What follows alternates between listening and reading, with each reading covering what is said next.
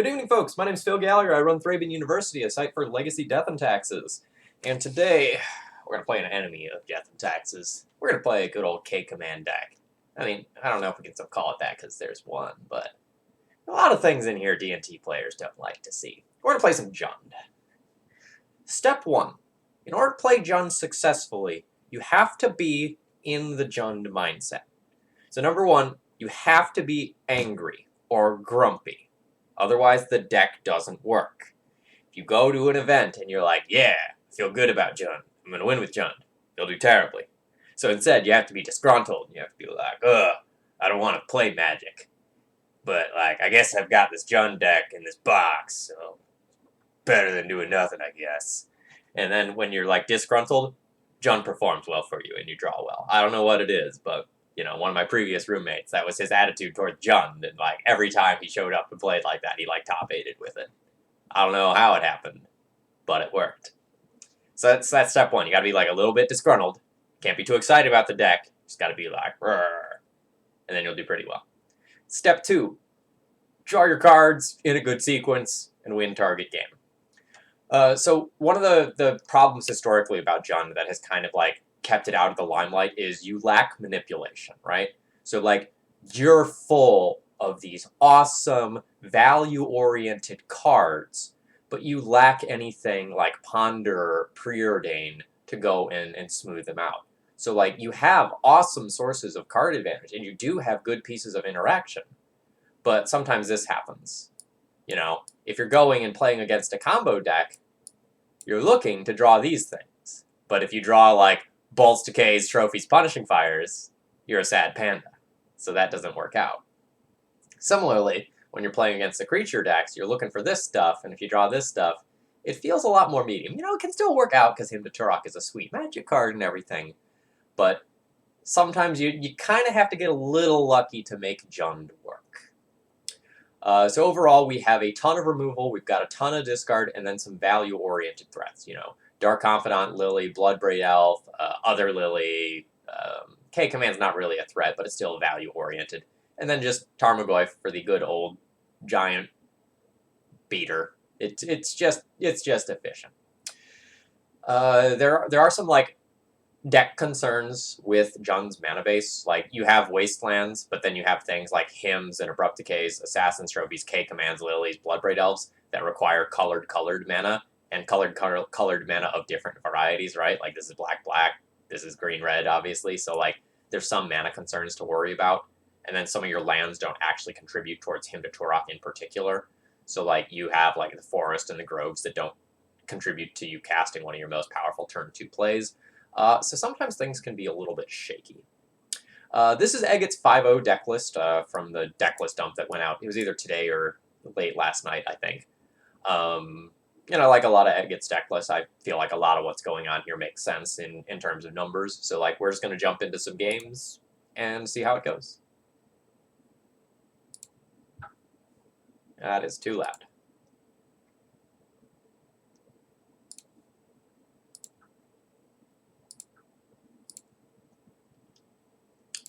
When some more people show up and I've got some, like, time in between rounds, we should talk about some spoilers from Modern Horizons, because that set is looking pretty cool. And I wasn't really expecting anything from it, like given all of the ridiculous things that we got from like WAR. But like here we are.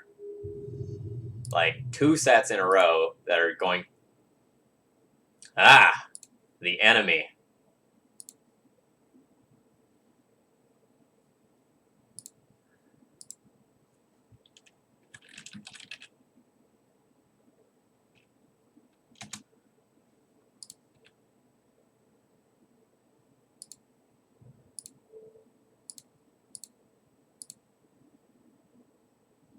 Well, Julian's hand is not full of good cards. I'm going to take his Visionary. And Felchmaster, we're up to 15 months now? That's insane.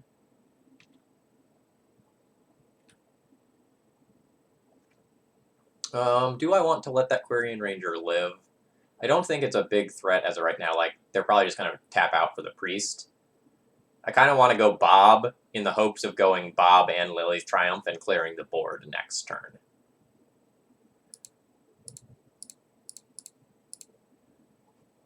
Like, this gives me 2 looks at lands, which I really care about.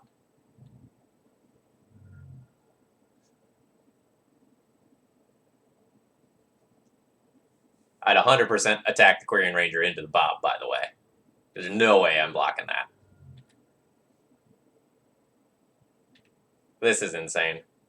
Alright, so I'm not going to get to take both of these off the table, unfortunately. But I think that's fine.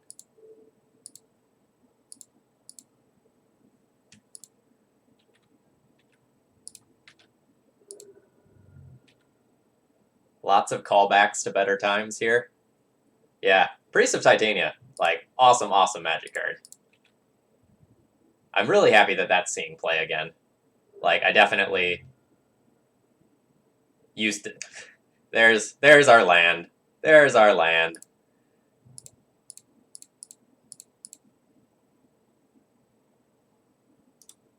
We now have Julian in the Abyss.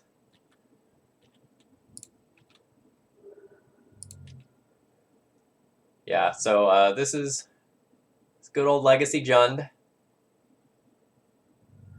Beast Caller? Beast Caller 4? Beast Whisperer. Sorry, Beast Whisperer. Legacy staple.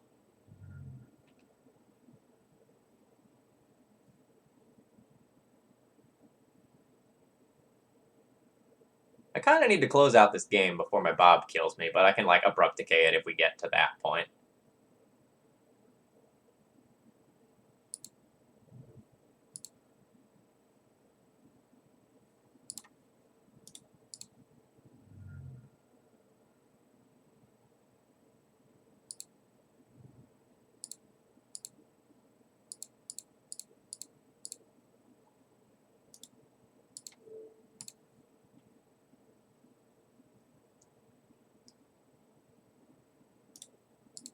So I know it looks like I need a bunch of mana here. Yeah. But I just need to keep Julian off of 5 mana to, like, cast an Idiot and Natural Order me for something big, dumb, and stupid, and I probably can't lose.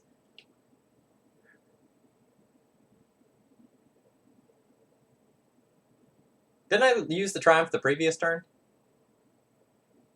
If I had a Triumph in hand, then Triumph was definitely better. Okay.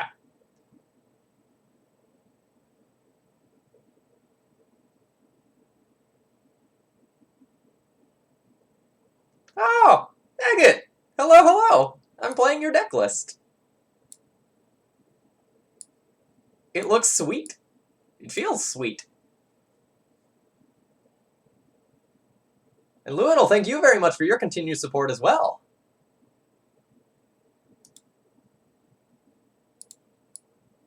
Well, consider Damping Sphere. I'm not 100% sure there. Also, like, might end up boarding a library. Like, let's see what I don't like here. I think Lily of the Veil is kind of medium. Like, thank you very much, Agate. Like, the Edict effects are fine if they're cheap, but if I'm using 3 mana to get rid of a 1 mana elf, like, that feels just so bad. So I can probably see myself dropping some of these. And, like, that would be for these first 3 cards.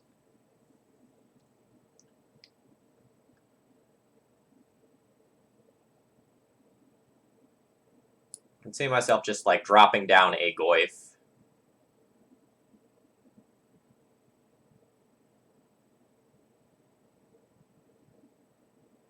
I might be overboarding just a touch if I bring in all 3 of these.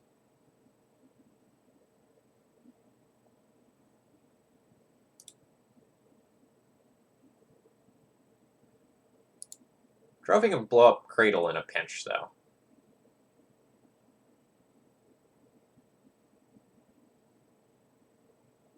Maybe when I'm on the draw, the library's too ambitious. When in doubt, jund them out. Wise words. And let's pull one him when we're on the draw.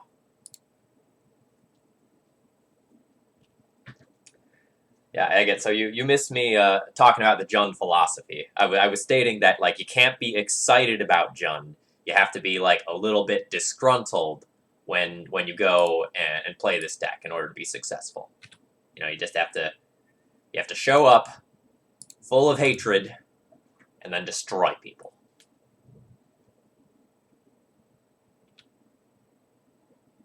I was going to say I would love a piece of turn 1 interaction.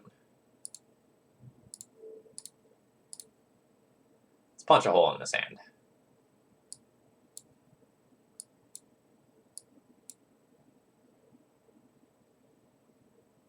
I actually think I take the Visionary over the Mirror Entity. I know the Mirror Entity is like the win card.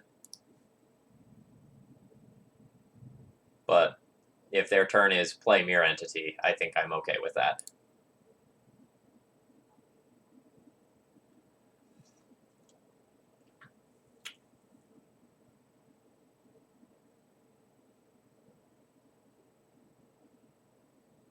I do probably want to kill it. The longer this hymn sits in my hand, the sadder I am. And Julian might be able to just, like, play around my removal by pumping Mirror Entity.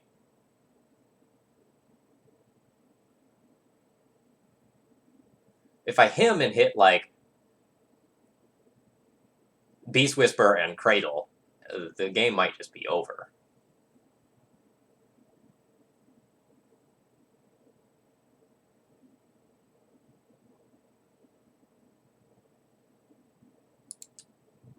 I think I'm going to play a little greedy here.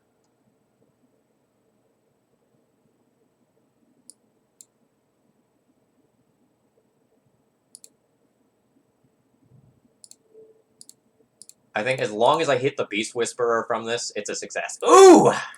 That was a good hymn.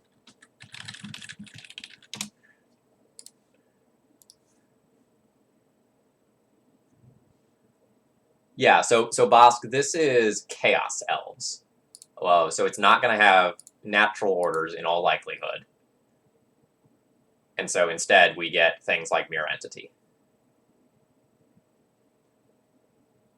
All right, what do you have at 2? All right, just a Visionary, rebuild a little bit.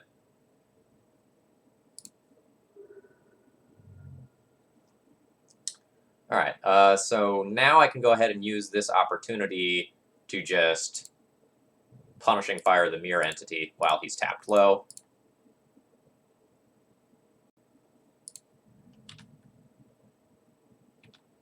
And then we'll start, like, trying to just play the value train.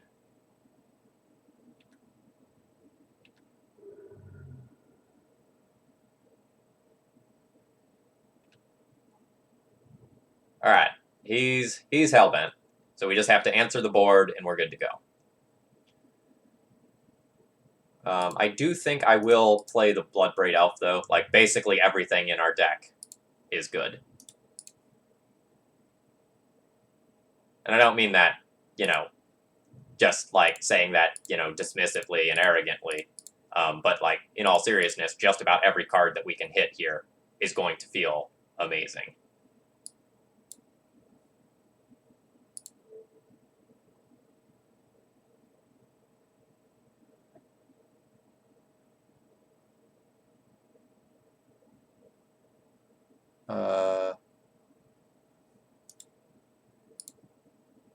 I guess this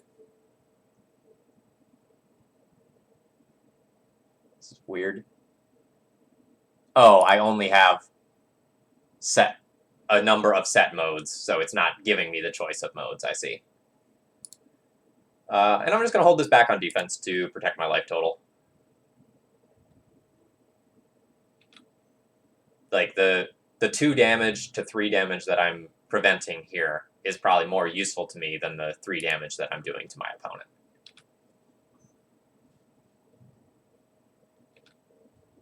Yeah, so, like, I've saved 3 life this turn.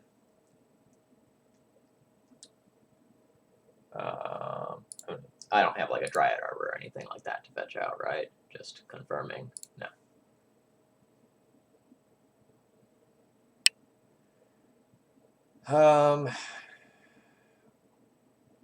Am I just killing these cards, or am I sitting back?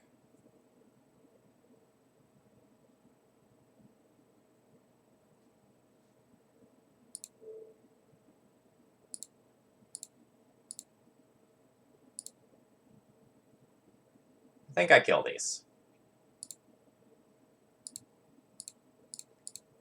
I will let Julian choose between Finhorde Elves and Elvish Mystic. He can keep whichever one he views as more valuable.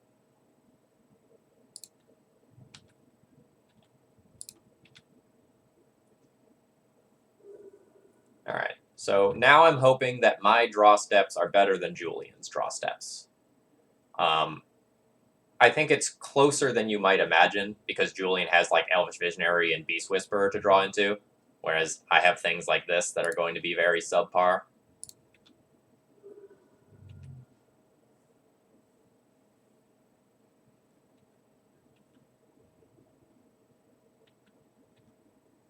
But then I also have things like Liliana and Marsh Casualties to draw into.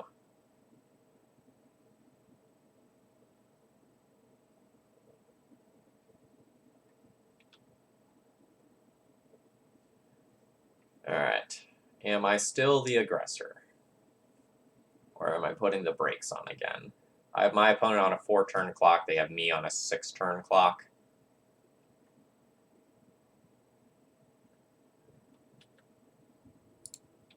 I think I'm okay with this. I do need to live in fear of a top-decked mirror entity, though. That would be pretty bad.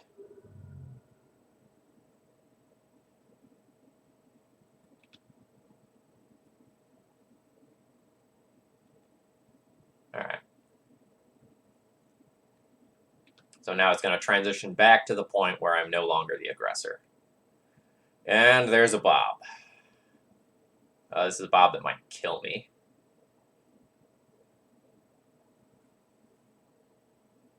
I'll play it. I'm not scared.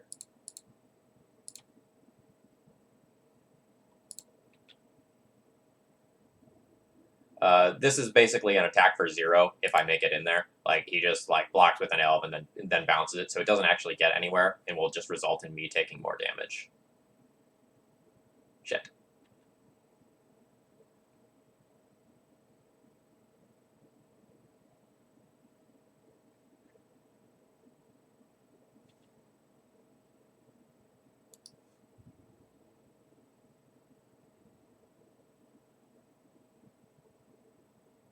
Well, that is not great. I will be looking for a Marsh Casualties.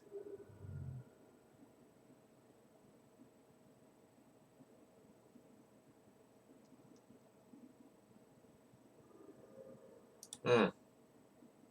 Hmm.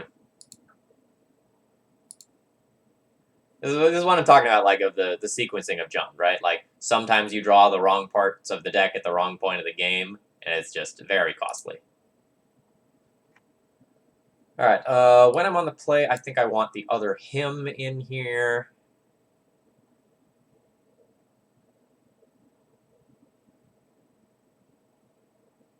And I think I'll junk 1 trophy.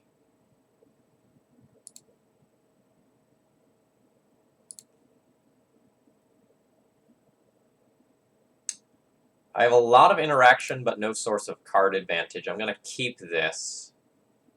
I'm not super excited. I'll lead on the Inquisition. We'll try to punch our hole.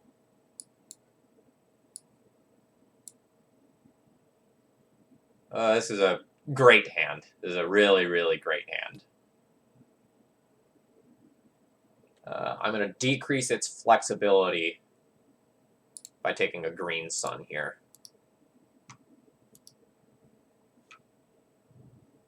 I assume this will be, yeah.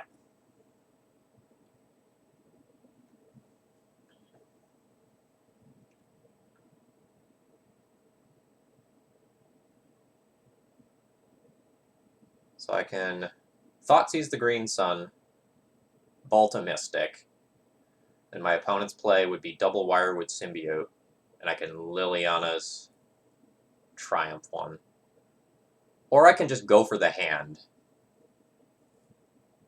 this turn. I should probably go for the hand this turn.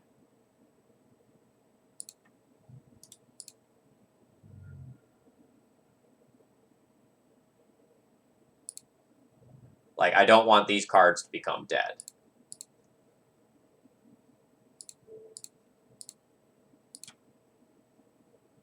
Oh, wow, Mirror Entity has a draw. That's very good.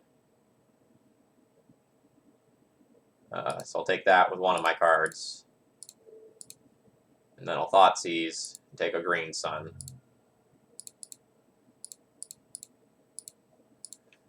I know my opponent's hand now. Next turn, I can deal with hopefully most of what's there, but again, I need a source of card advantage for this hand to go well.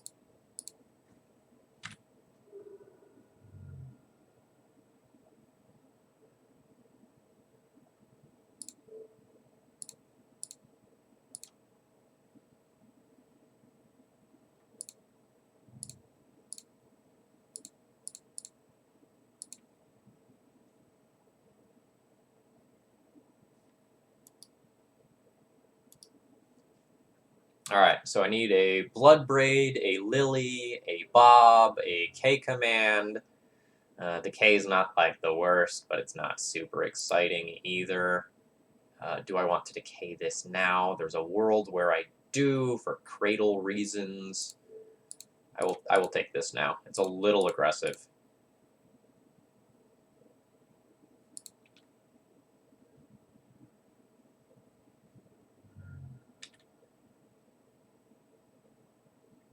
It is a Dryad Arbor friend.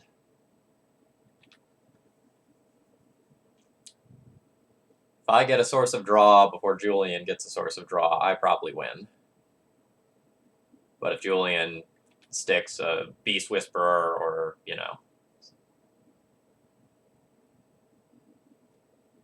no attack there, I'm going to assume he just clicked through combat.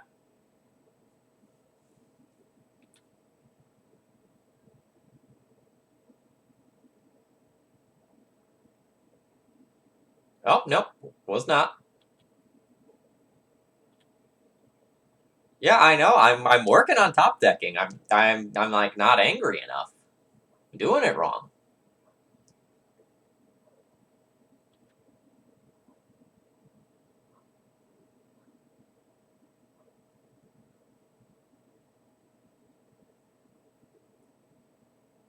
Like even a Goyf would be fine.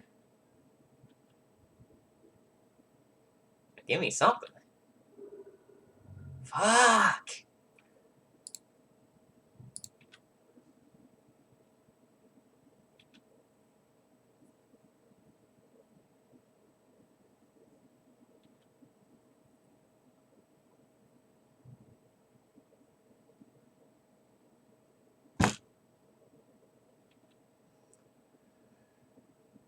All right, Julian. There's a Karn. What are you doing with it? This is really how it's going to end. Yeah.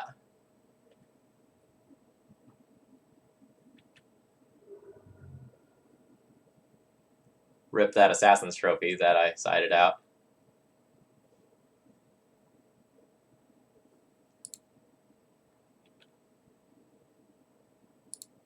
All right, Bobo.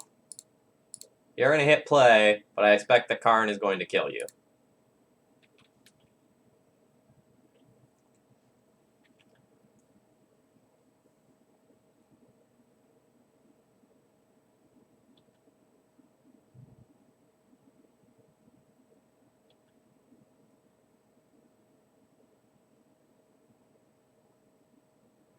Ballista, maybe? Yeah. Well, this is devastating.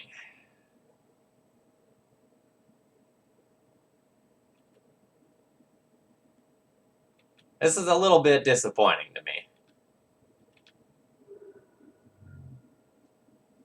I'm gonna go ahead and scoop this one up here. I don't think I can beat this Planeswalker plus just a bunch of idiots when I'm drawing dead here. You know what? I won't. I won't scoop it up. I'll let Julian do his thing.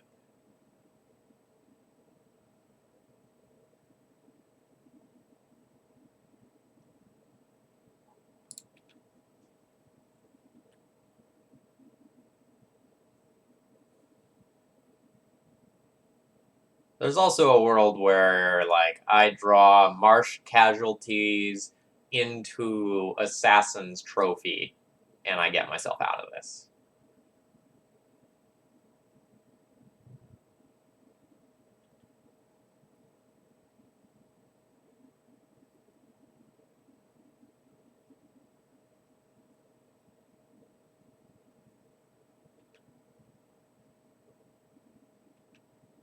Alright, this is scary. Bloodbraid Elf into Marsh Casualties. That would be hot.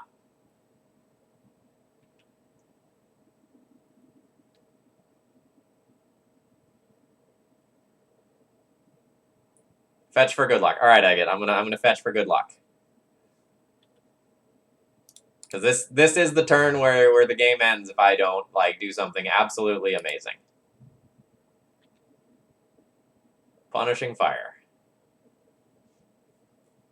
So the good news is I can kill the Karn. The bad news is I'm still probably just dead to the board.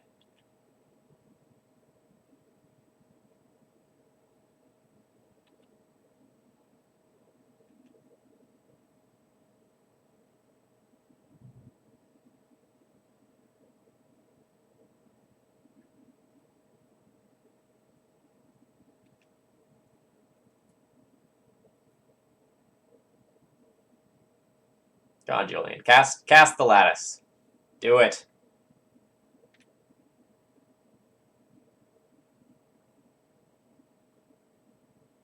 In Captain QC, I'm playing towards him blowing his turn on Mycosynth Lattice so that I can then kill the Karn. And I guess I should do this now before he goes and activates it now that he hasn't done it.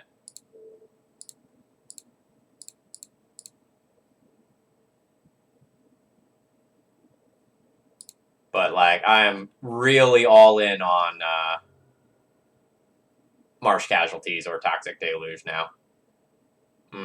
A Lightning Bolt.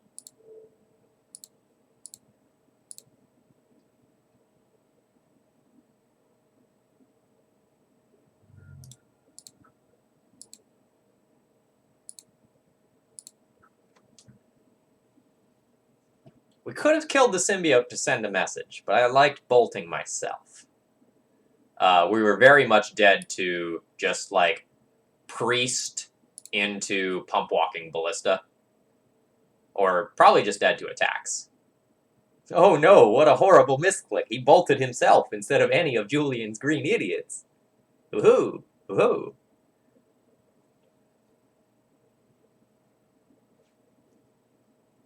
This is the Jund life. Like, game 1 was awesome. Like, we just Junded. Game 2, we Junded for a couple of turns, and then we drew too much discard. In game 3, we Junded for a couple of turns, and then we drew too many lands.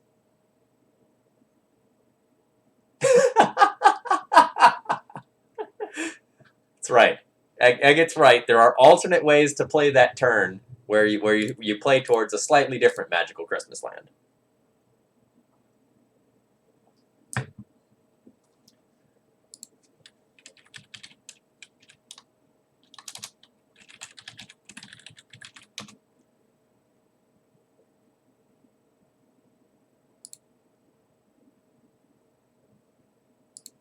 So Mental Misstep's been playing this sweet deck list that I was actually thinking about playing tonight. It's like a Walking Ballista Karn deck that also has like Ancient Stirrings for selection. Ignore the fact that it has like negative synergy with Chalice of the Void. But this deck list was like super, super cool.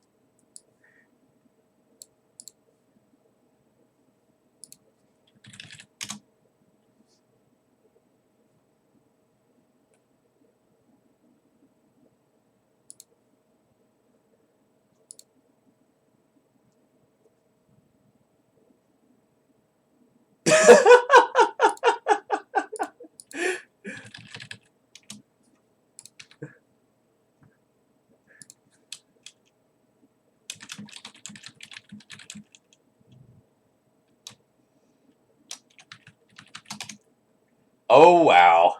Oh wow. We're playing against Stasis. Alright, straight up, do I just Wasteland Forsaken City? Or do I Thoughtseize? I legit don't know the answer to that question. I think I Wasteland.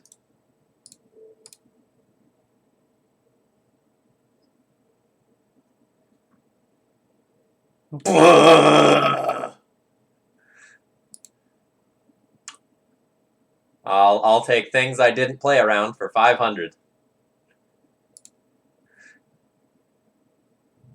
That indeed does feel pretty bad.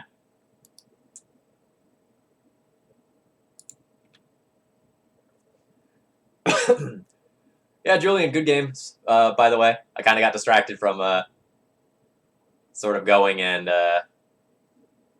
debriefing the match.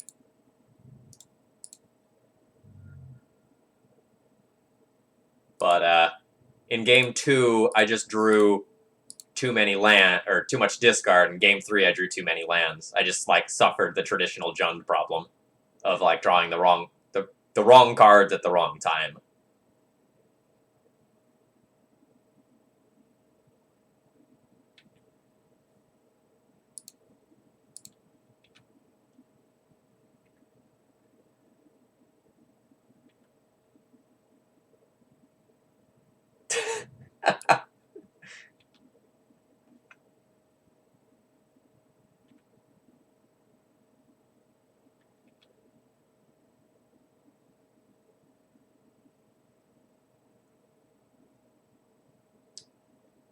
I'm gonna assume that he knows what he's doing there.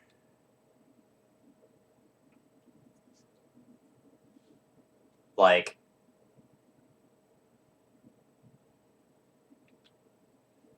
oh, that was a shuffle with the Ponder, by the way.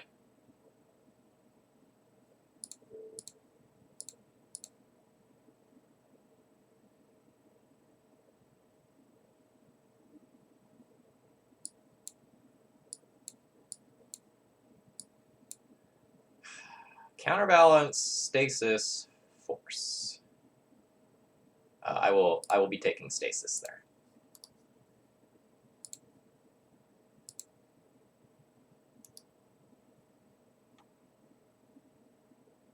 The counterbalance may be annoying, but I don't care that much.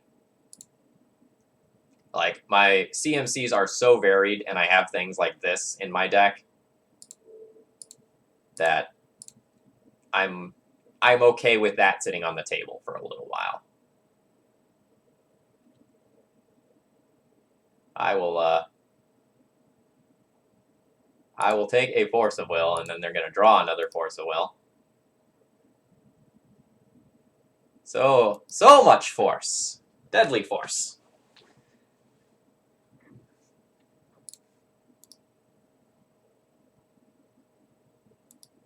Classic Blue versus Classic Jund. A matchup for the ages. Alright, there we go. Still can't decay your trophy.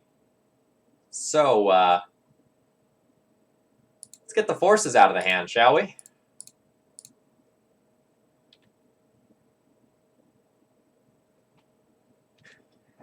Alright, you can brainstorm to look for it too.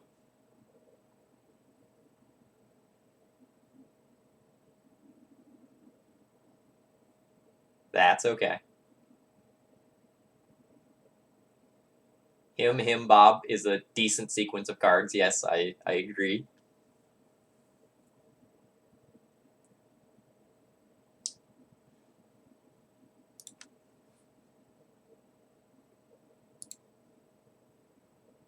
Jund plays no bad cards. It only plays bad timing.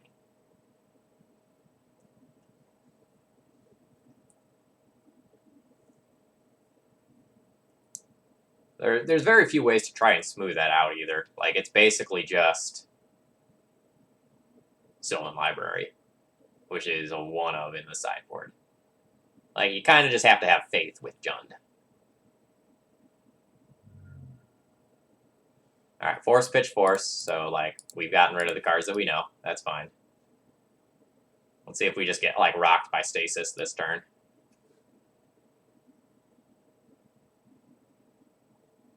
Nope.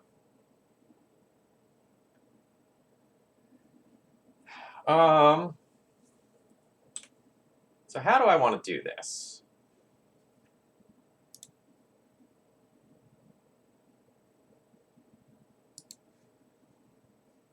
I can like play this as slow as I want. I should probably just like Abrupt Decay the counterbalance end of turn.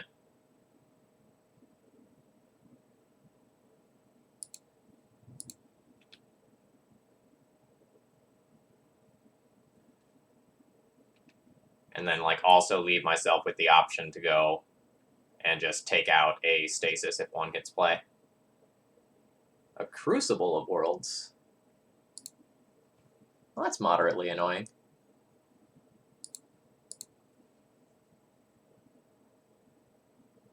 It's actually very cute, too. Like, it's super cute with Forgotten City, because this gets... Or no, it doesn't sacrifice itself. So you can't, like, indefinitely hold up Stasis, but it definitely helps.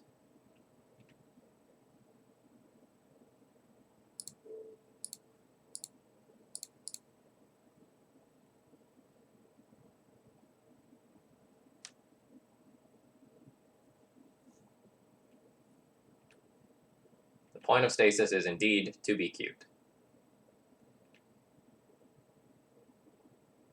I was really hoping for a land there.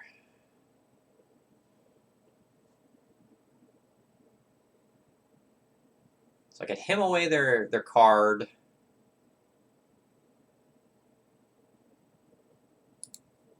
But I think I just want to play out a Bob. Oh, you think I take their Crucible here? I guess it's an efficient use of my mana.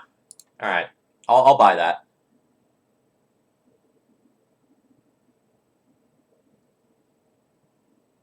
Target player discards a card. Destroy target artifact.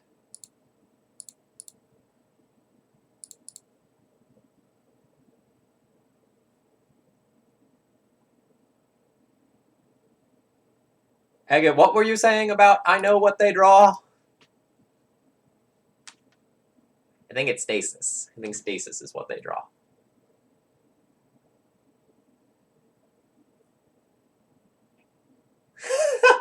Oh, it's Howling Mine.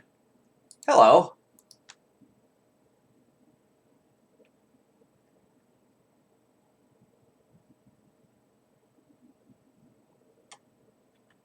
I will take an extra card. Thank you. It was my intention to save this Assassin's Trophy for a Stasis, but... You know... I guess.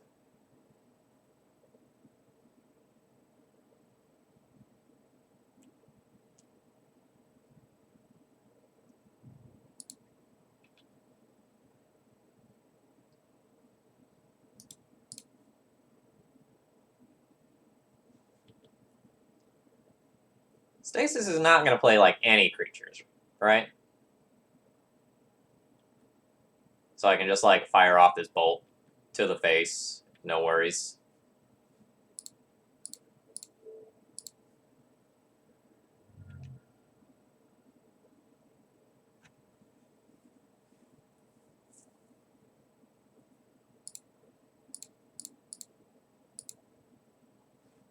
Alright, Bob, get in there.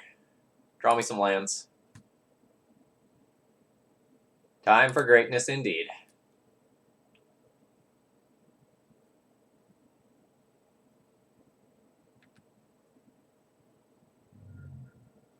Getting a decay is great, great, great, great. Now I can just like hold that up and not like auto lose to a stasis.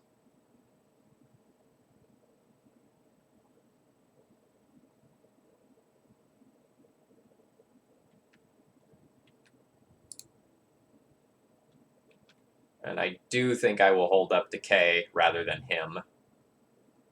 Really looking to get a 4th land here so that I can hold up decay while doing something else. Now I'm just holding up decay, and if I don't need to do it, you know, I can Punishing Fire end of turn.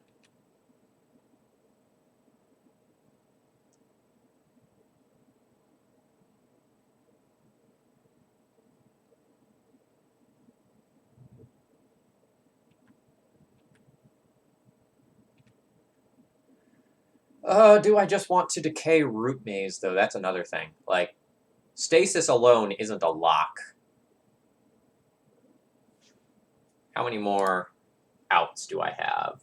So I have 3 decays, 2 trophies. So this is 3. I would have 2 more left. I think I just let the Root Maze go.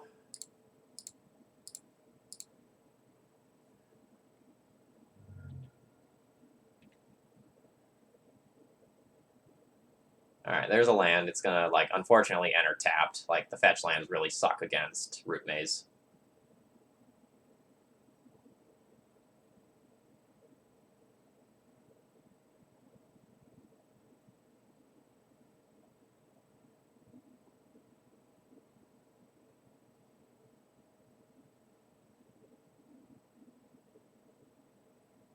So if I play Lilian plus and my opponent doesn't have a counterspell, my life's just so, so good.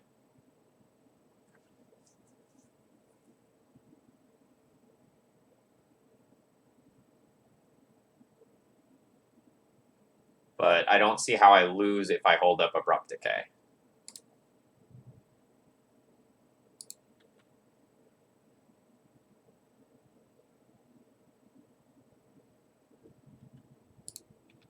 Like, I actually just, like, can't imagine the world where I lose with Abrupt Decay up. Like, it's gotta be weird. Like, it has to be, like, misdirection levels of deep.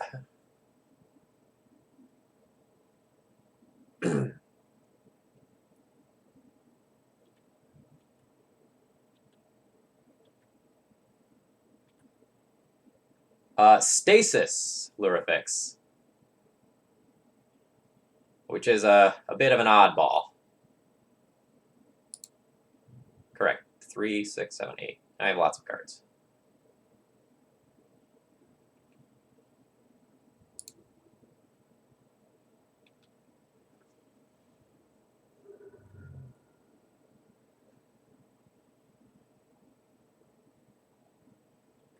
Enlightened Tutor resolves. A Howling Mine. I have to discard a card. I'll junk a Bloodbraid Elf.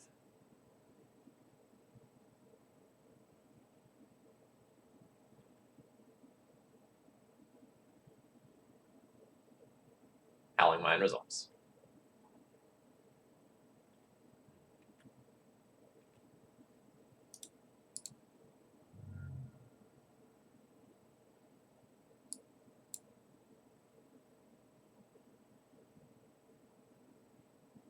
I'm more likely to want a second red than a second green.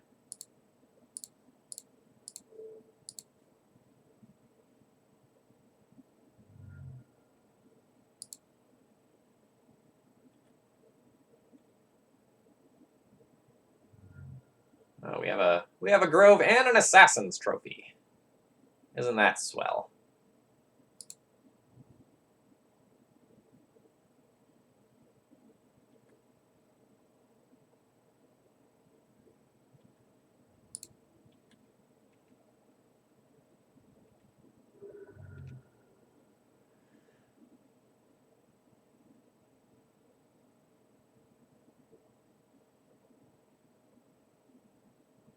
No, I can't actually trophy the mine and keep decay up because I don't have a second green source currently.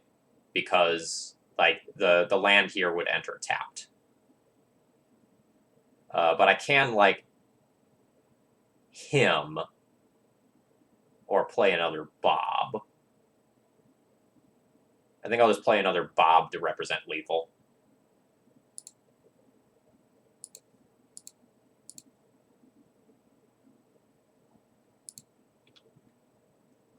Even if I flip double Bloodbraid Elf, I'm still alive.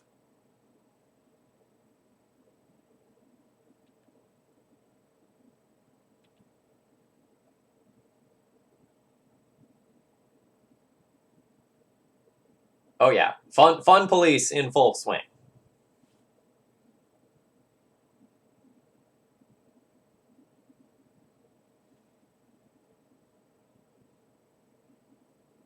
Yeah, you have a stasis.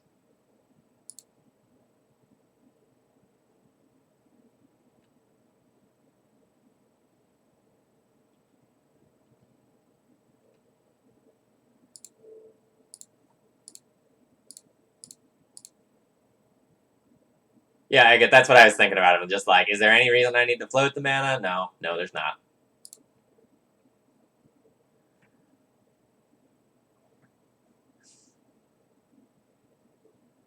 Yeah, like,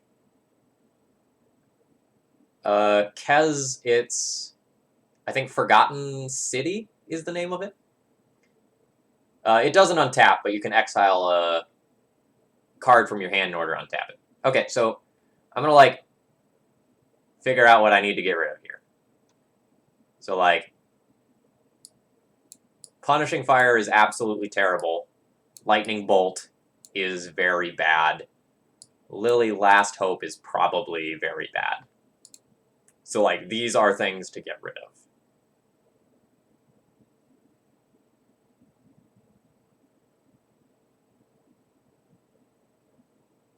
Actually, Lily Last Hope might not be unbearably bad. Because if I put one in play, it wins through stasis. So maybe we keep that. So like, I want these 6 cards out, and also Liliana's Triumph. So I want at least 7 cards here. Damping Sphere, don't so much care about that. Spellbomb, don't really care about that too much.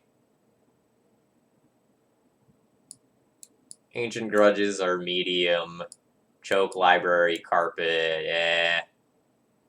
Surgical, eh. Like, these are the cards I have to pick from in order to replace these. And it's all kind of whatever. Like, they have a lot of non-islands, so Choke isn't awesome. So, like, I for sure want the Ancient Grudges. I for sure want the Carpet. I for sure want the Library.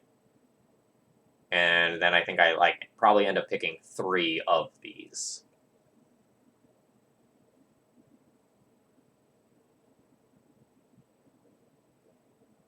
One of each for variety?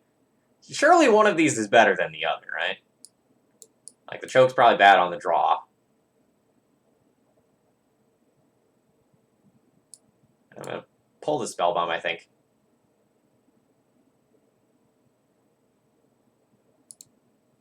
I can see worlds where, like, I surgical the stupid Forgotten City land and just win. Yes, we will board in surgical because my opponent is playing Magic cards.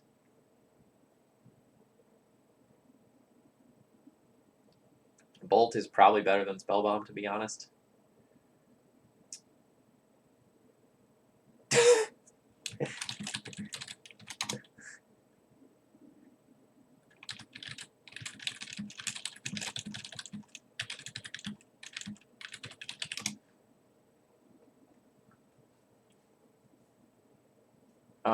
So I'm gonna keep this. Like, I have a decay, and that's where I want to be.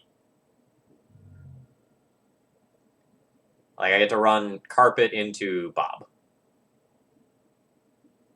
Well, that's awfully rude. Fetch lands feel pretty bad right now, but hopefully the Carpet ends up looking real spicy. and makes up for this whole root maze situation.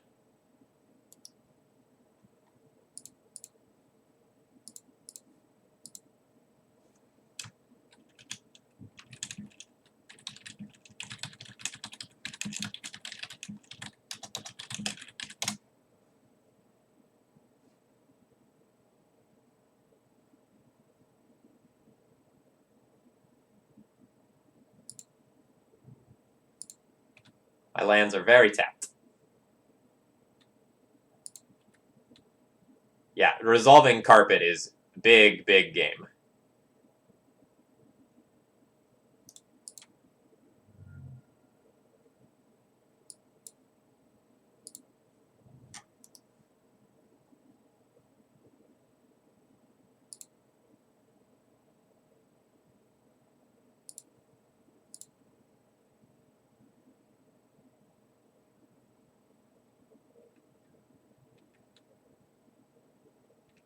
Carpet, so strong.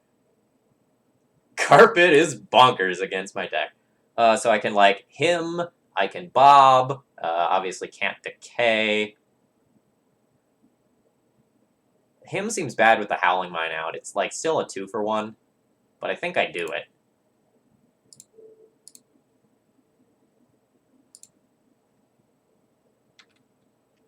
Yeah, we got rid of a crop rotation. That's stellar.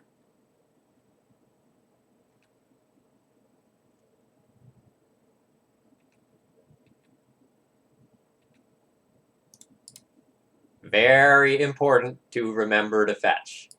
It's devastating if we miss a fetch. Alright, Howling Mine. Give me them sweet cards. What am I doing this turn?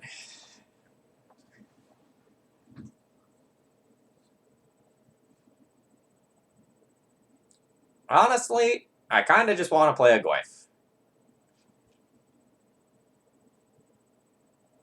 I could just him. I could just, like, do the same thing as last turn.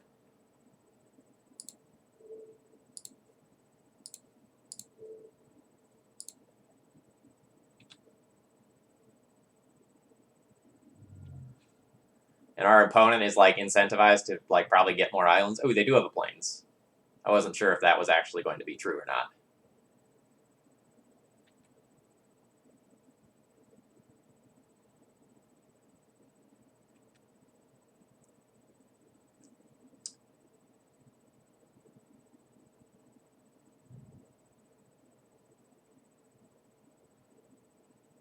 Rest in peace. So do they have, like, Rip Helm as an alternate win condition? Or is this just, you're a Goyf deck, this is good against you? I'm not actually sure.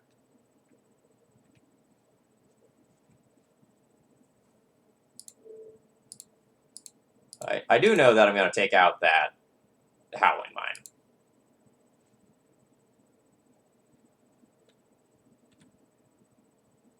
I think I can take out the Rip later. So I get 3 mana out of this. Let's take green.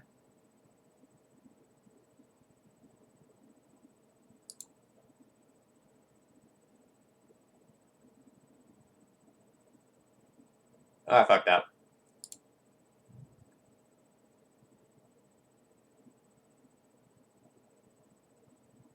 I was not thinking about the root maze when I made that choice.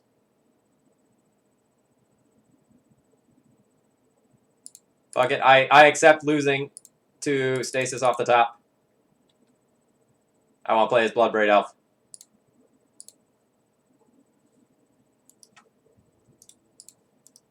This is absolutely the wrong play, by the way.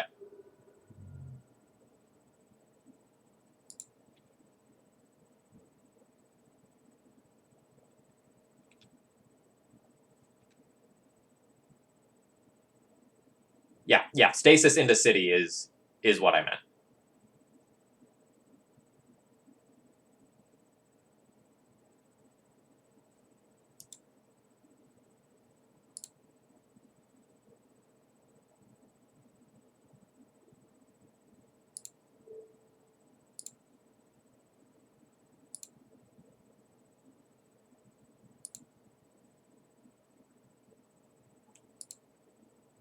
My surgical's looking pretty hot right now.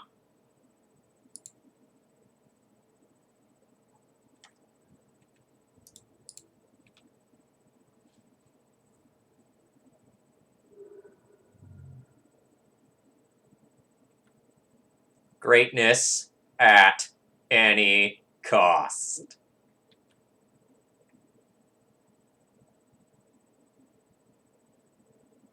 It's not greatness at like, I'm willing to pay 1 or 2 life any cost. 12 me, I don't care.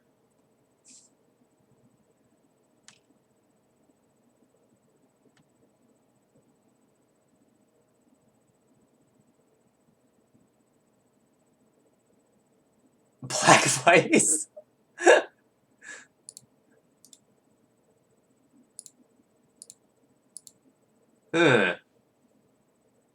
That's pretty sweet.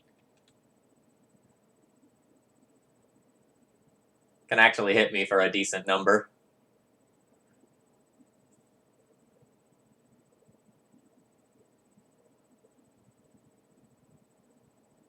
Look, man, I've hit Emrakul off my bobs before. I've lived that life. I'm willing to take 15 to play a bob.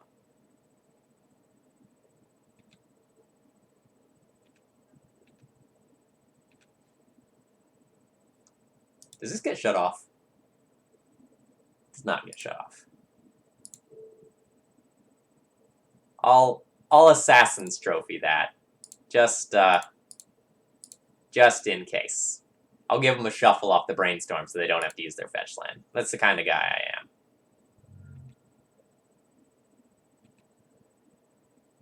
Oh, Wasteland.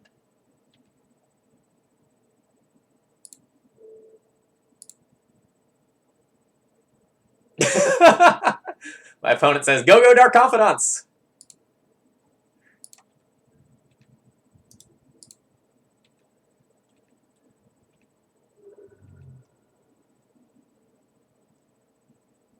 Guess I'll play a buy you out. I don't think it matters much.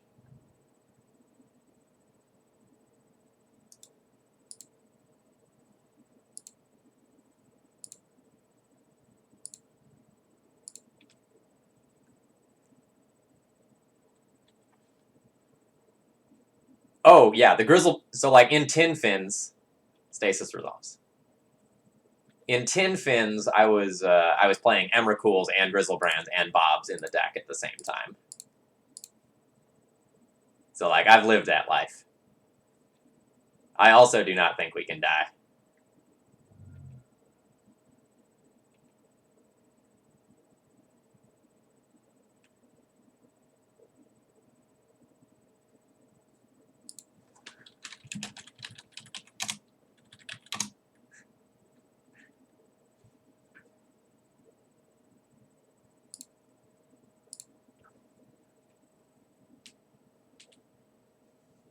Ooh, I've never played Blue-Black Reanimator with Bobs before. That sounds fun. I wish Blue-Black Reanimator was still a deck. I miss playing against that deck. I think it promotes really interesting games of Magic. But I think these days, like, Red-Black Reanimator is not like a strictly better deck, but against the field, largely a better deck. Yeah, Lord Darkview, things should start stabilizing right now.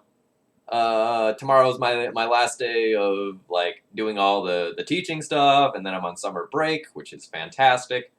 So expect to see more streams. Maybe not always at exactly the normal times, but there will be a lot more content coming.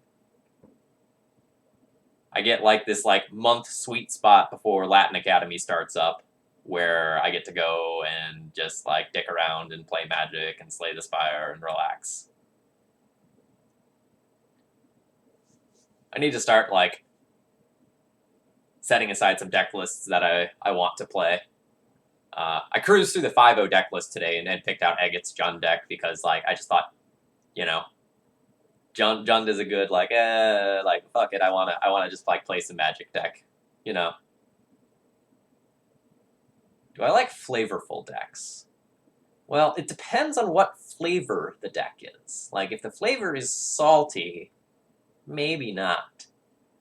But if the flavor is sweet, yes. Yeah, I was current on spoilers up to, like, the time the stream started.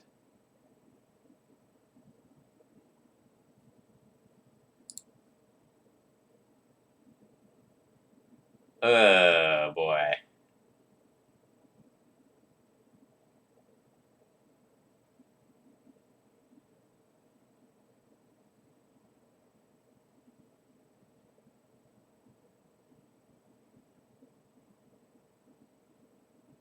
This is a rough opening hand, folks. Because I like the cards that I have. But I can't cast this Hymn, which is the best card in my hand. So this is essentially a 5-card hand that I'm hoping goes into something better. This one's questionable. Negator, Julian carned me with elves. So yes. Both.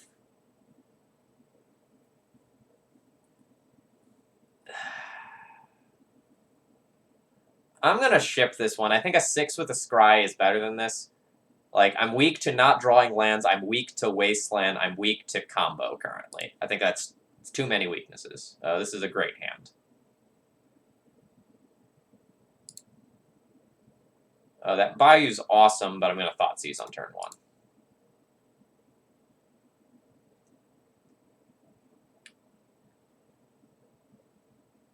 I also think I will fetch basic Swamp here. And just, like, not be able to play any red cards in the immediate future. I think playing around Wasteland is much more important than getting my 3rd color. Oh, what the hell is this?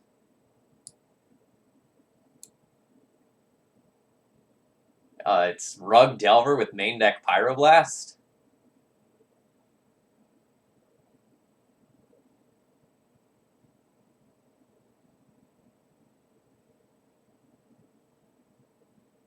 So I have... This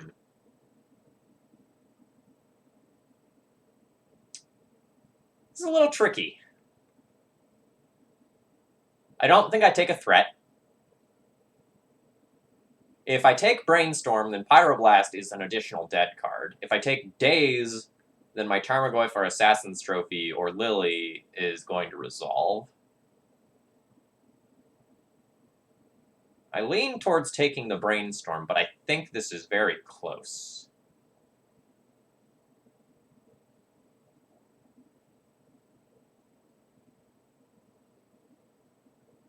I think it's close between Brainstorm and Daze.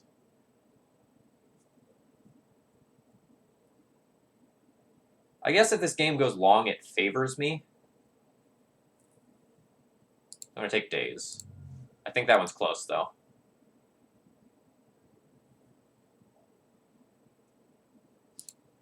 Like, I think I'll just, like, pure out card advantage them over time, and so I just want my things to resolve.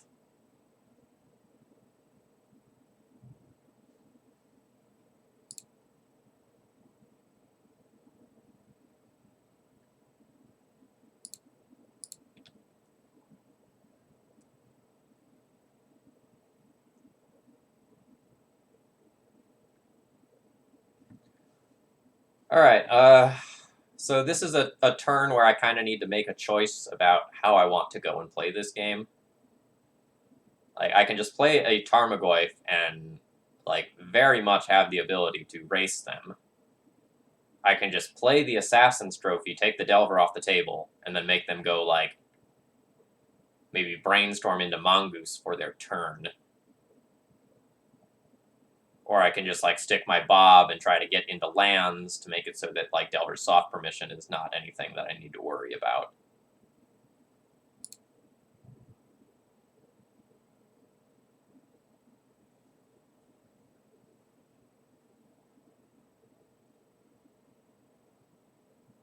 I don't want to play Bob because Brainstorm into Bolt or Forked Bolt or Dismember is very bad for me.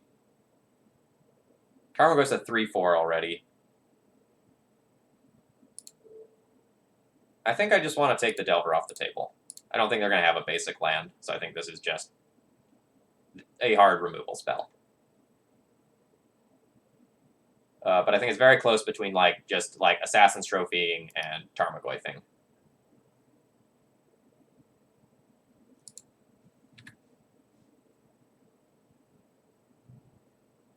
Alright, so they have a fetch land. They're not willing to deploy the Brainstorm yet.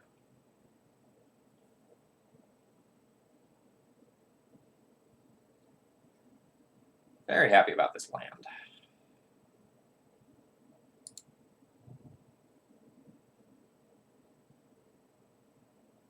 So I know their hand. If I just jam the Lily... Or no, I don't know their hand. I know X-1 cards.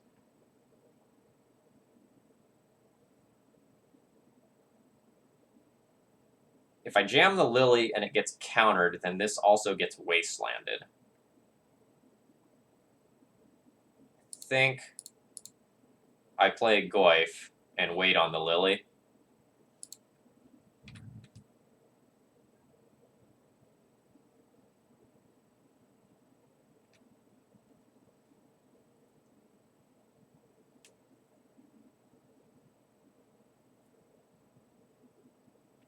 Yeah, that's fine.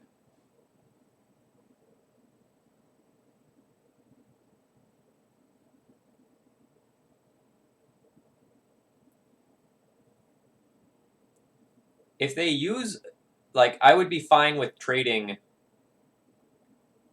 Verdant Catacombs for Stifle. My opponent has or had Wasteland in hand. I'm going to assume that Pyroblast is also gone now. And, I think that's fine.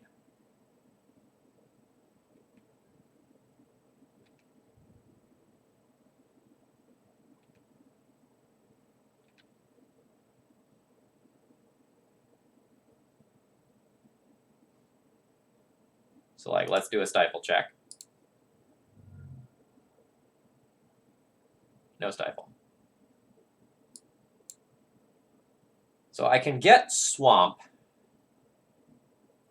or I can get double Badlands. Getting double Badlands means they can't currently Wasteland me off of red, which I think I like. I think my plan is to overload that.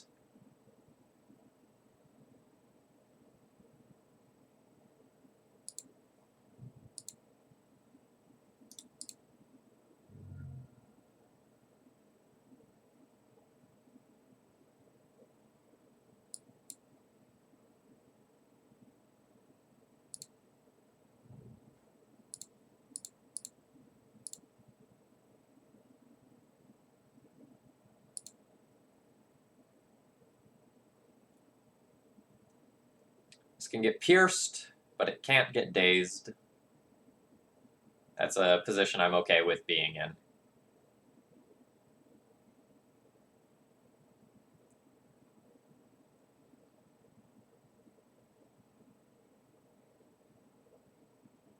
Alright, my opponent scoops it up there.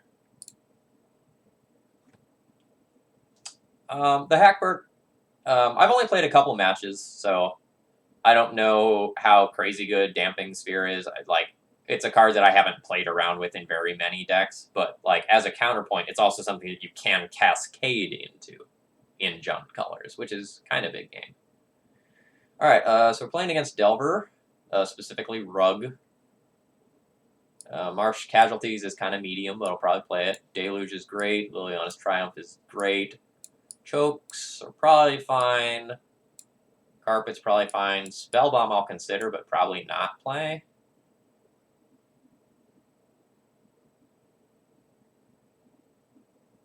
Maybe I will. Choke on the draw might be ambitious, too. So, I'm probably going to look for 6 cards and leave the chokes in the sideboard when I'm on the draw. I'll reevaluate that when I'm on the play.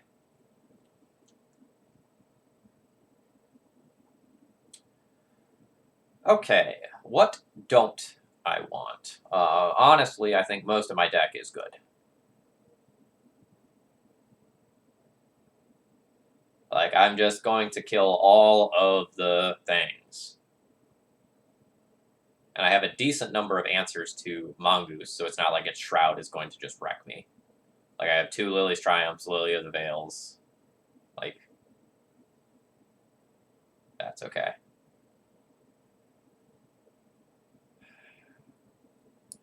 I think I'm going to want to trim a Bloodbraid.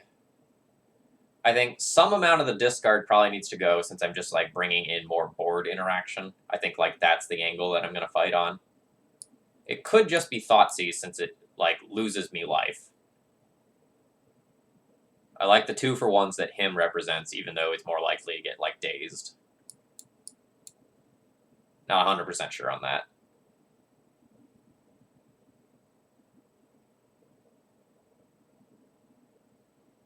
Last Hope good enough?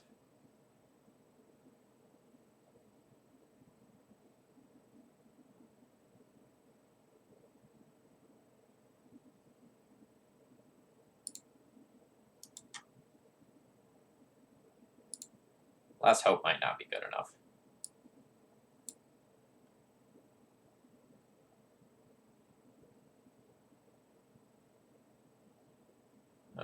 Let's trim him just to round things out.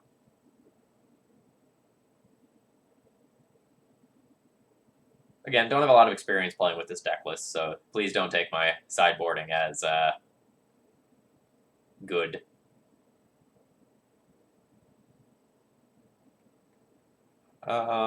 I'll keep this hand. My mana's a little loose.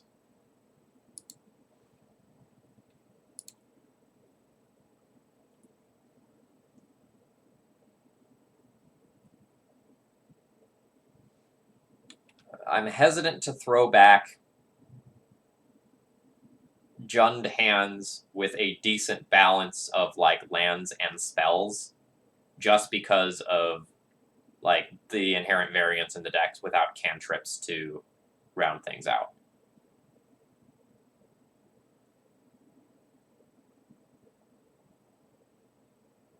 I can't cast a Hymn to Turok next turn anyway, so I don't need to lead on Badlands. I'm just going to lead on Forest. And if this game is starting out slow, that very much favors us.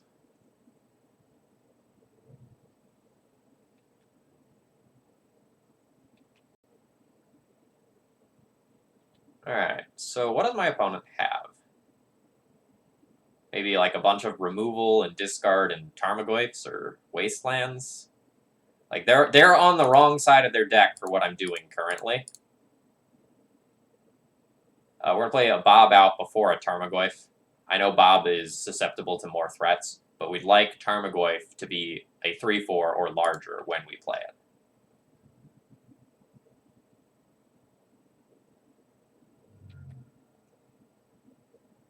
I expect this to be Volcanic Island, Bolt Bob. Nope, Brainstorm. Then maybe Bolt Bob. I don't know that they had a Bolt in hand when they made that decision, because if they had the Bolt in hand, they might be more likely to fetch Tropical Island there than Bolt afterwards. But assuming that, like, Bob dies... Alright, True Name is something that, like, makes sense for them to have. That's something that, like, they could have kept a hand around.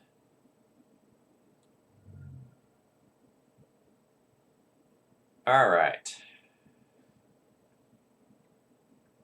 Later, I will be able to answer this True Name.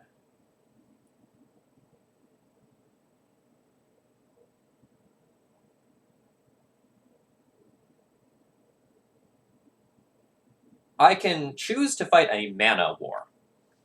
Like, I can Wasteland a Valk, an Assassin's Trophy a Valk.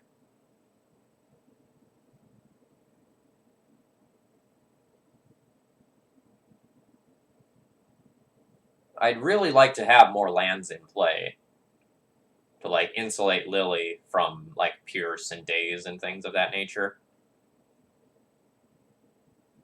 But over 2 turns, I get to take him, like, his deck off of red.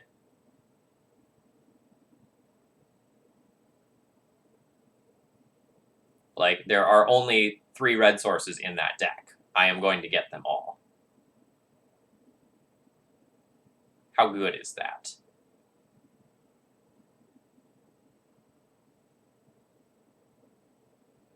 Like, the Bob becomes unanswerable, probably, if I take this line. I don't know that the Bob being answered matters. Like, all that matters is, like, getting this true name off the battlefield, though. So maybe it's not correct to do so.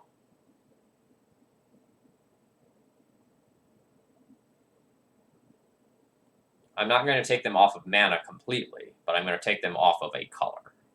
How good is that?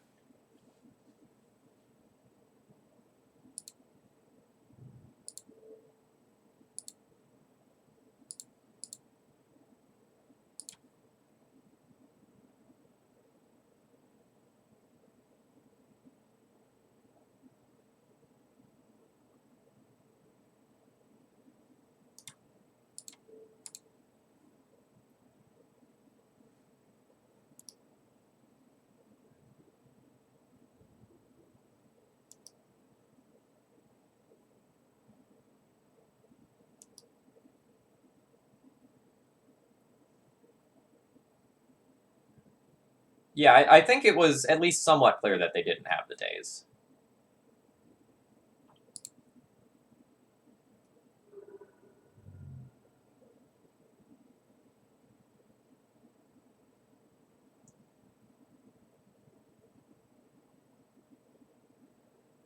I think I'm going to, like, play a Tarmogoyf and then, like, get my opponent to the point where,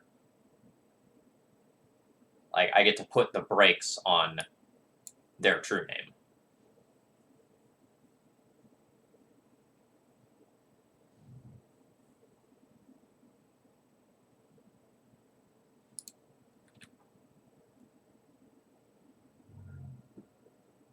That I don't like to see.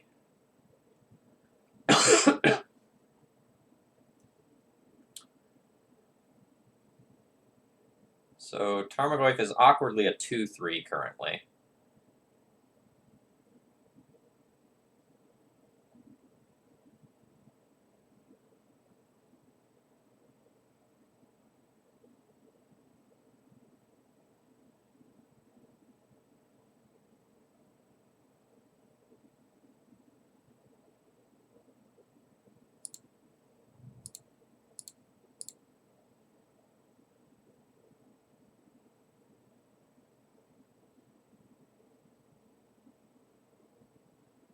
You K-command yourself to get a creature in? What does that mean?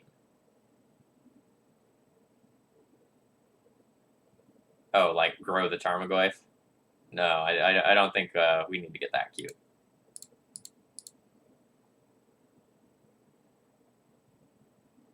I probably should have Bob attacked before playing this.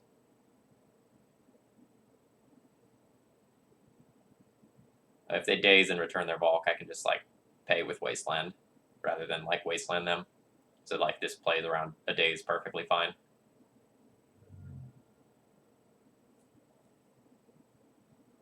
Yeah, that's fine. It's a Pierce. That's good. I'm, like, actually happy to see that go.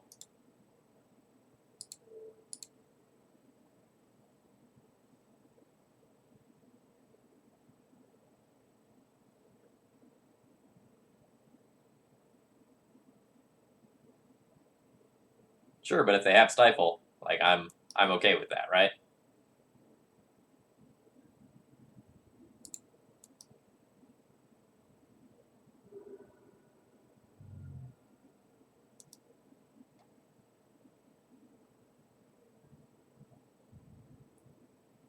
So, like, we're pretty sure they don't have daze. We've made them pitch their force. The Wasteland's a little unfortunate.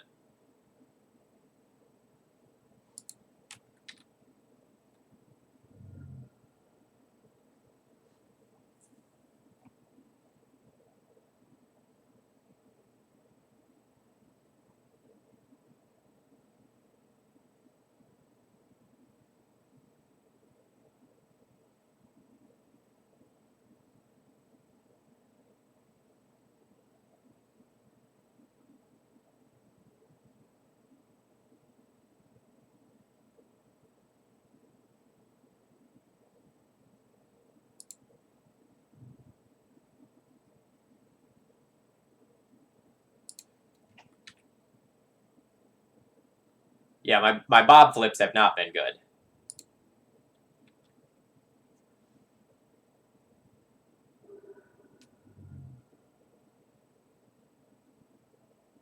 We've taken 8 off the bob.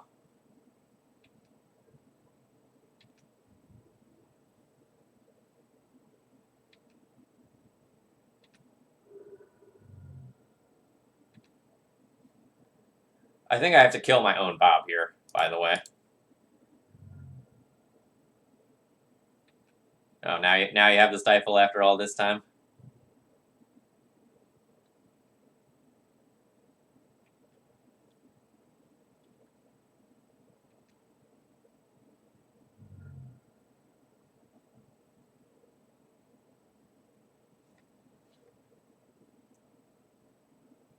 Can't even punishing fire myself. I don't regret the line that I took. I just don't... It didn't work out. Like, my bob flips were what? Like, bolt, P-fire, or like Bloodbraid Elf, punishing fire, Goyf. That was rough.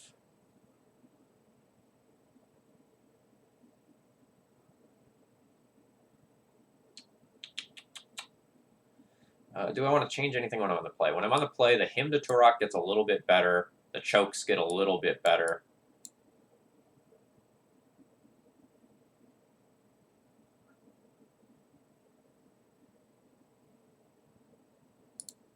What do you think about this? I guess technically, like, the Thought Seizes get a little bit better, too.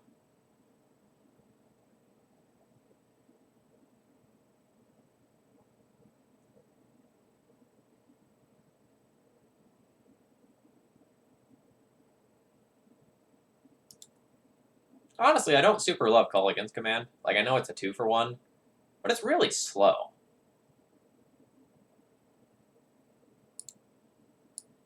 I'd kind of rather take a faster 2-for-1.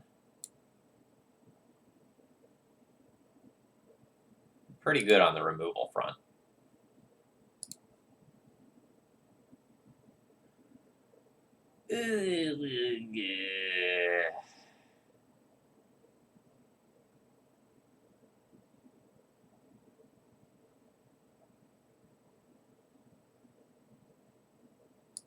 I'm going to keep this and get Swamp on turn 1.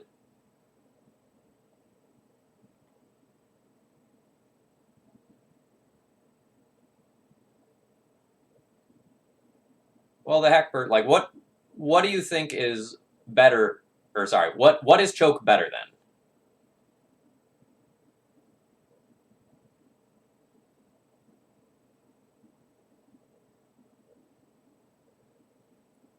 Like, I need to keep some of the top end, so that I do have inevitability versus them.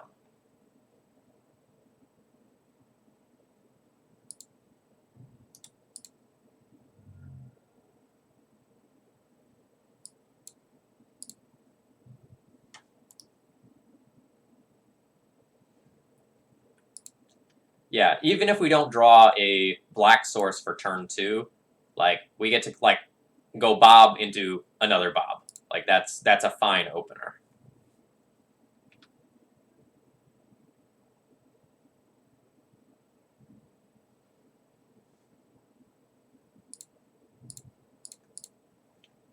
You know, there's plenty of things that can muck with this, you know. Daze, Bolt, Forked Bolt.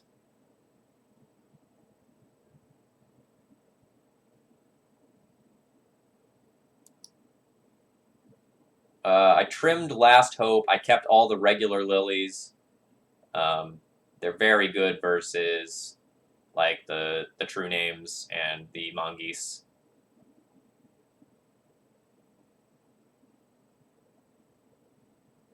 I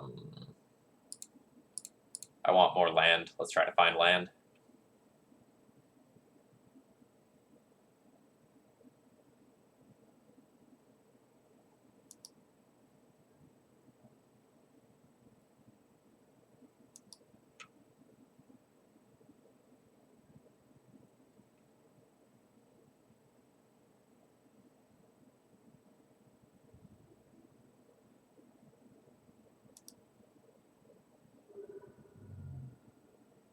Land true name would be really devastating.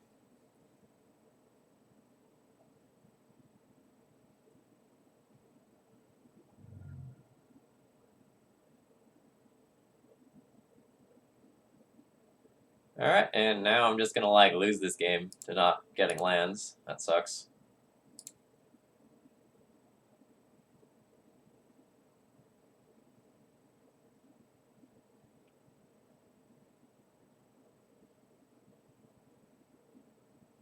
This is a long pause.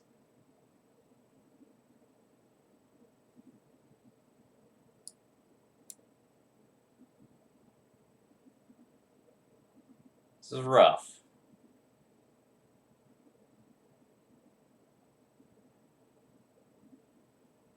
The goose is not anywhere close to loose.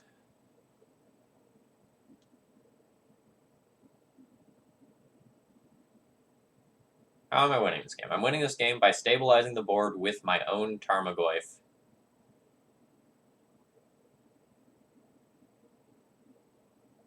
And then outgrinding them. The force of will means that my next big play is just countered no matter what. I think I need to take their brainstorm. And then I don't think I can live with them having another threat in play. So I think I take them off of this. Hope to draw a land. And then start working through the counters that are here.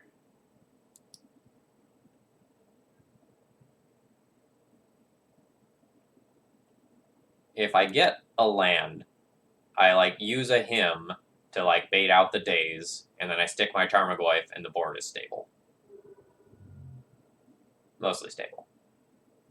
I've got problems. Alright, we still know their exact hand.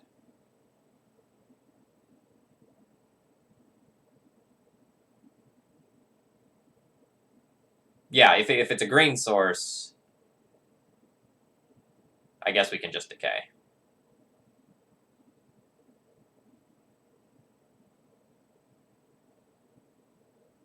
That is an awkward draw.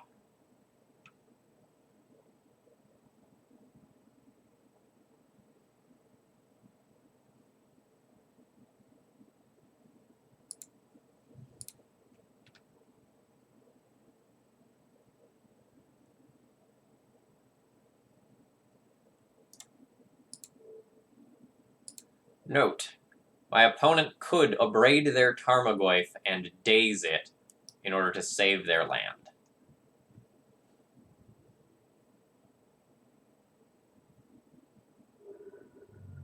Which I very much would have considered doing if I was them. A land is probably worth more than 2 cards in hand.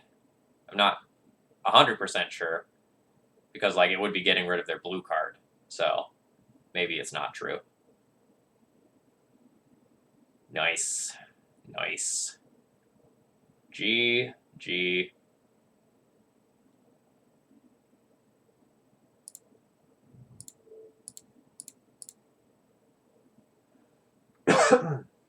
So much for force and days. Can't even misdirection it to anything else.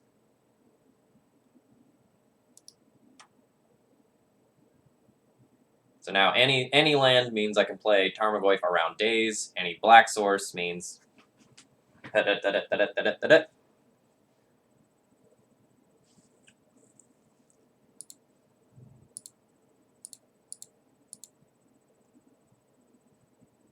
This probably has to get forced. Which I assume pitches the days that I know about.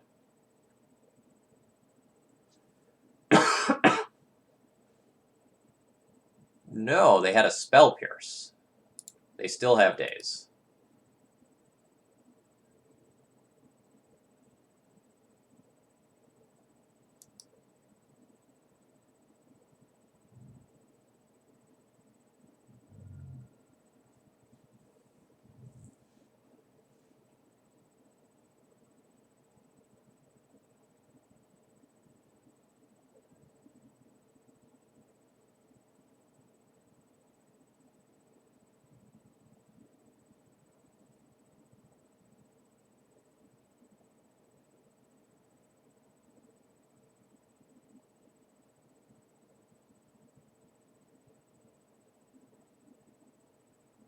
Like, but that turn I got to play my Goyf around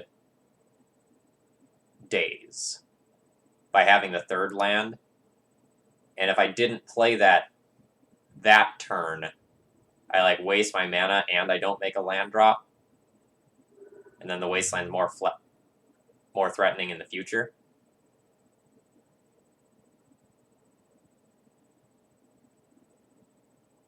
Like, I've got no guarantee for how long it's going to take to actually like draw a land.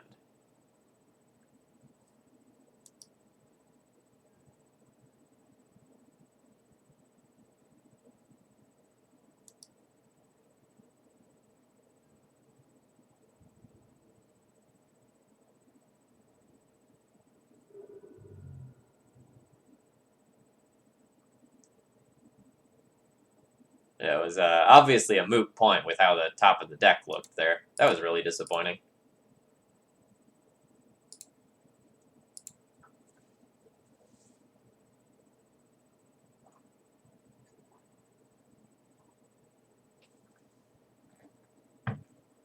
Just as another counterpoint, like, if I'm going to get a land wastelanded, I'd rather it be the Grove than the Black Source, because I have multiple black cards in hand and high impact black cards left in the deck.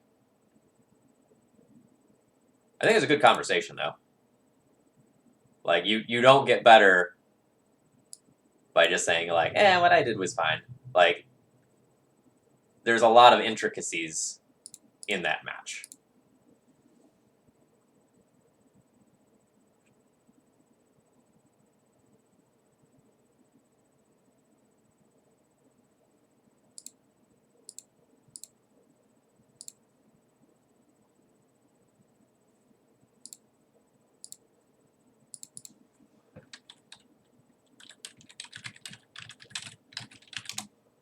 Punishing Waterfalls play like some control deck or something, rather than Punishing Waterfalls.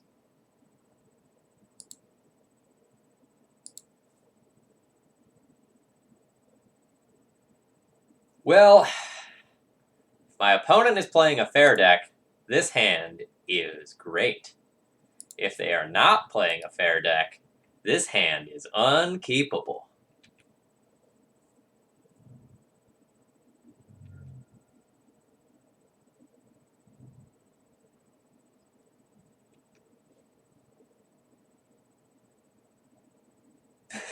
Good luck with the unkeepable hands. Flooded Strand Island could still be Grixis.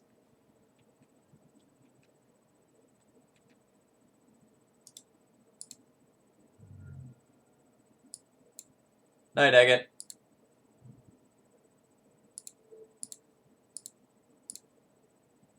We're going to the Dome. No fear. Maybe some fear. Man, I really hope we're playing against a control deck and we just get to, like, Bloodbraid Elf for all of the value. Oh, yeah. Oh, yeah. This other bolt I won't fire off, though, because I don't have another play. So I'll just hold this one up, and if my opponent, like, recklessly taps out for Mentor, I get him. 3 Bloodbraid Elves seems decent versus Miracles.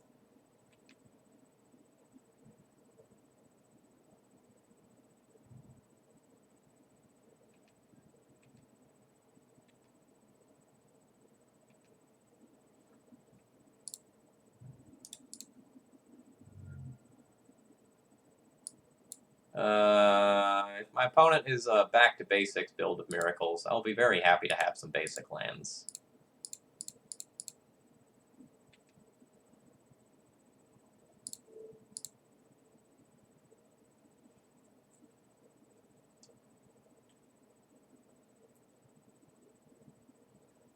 Let the value war begin!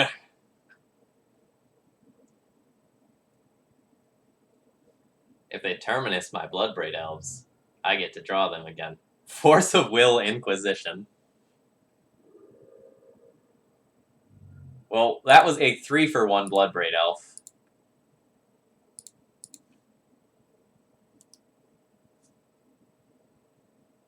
I assume that means something of, like, Jace levels of power is coming down, but nope, that is not the case. Let's try again, shall we? We got a 3 for 1 last turn. Let's see how we do this turn.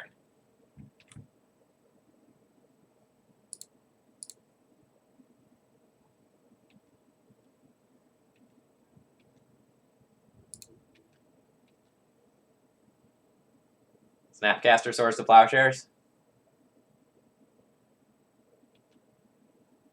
Vendilion Click. Target me. Honestly, I probably just want to bolt this click.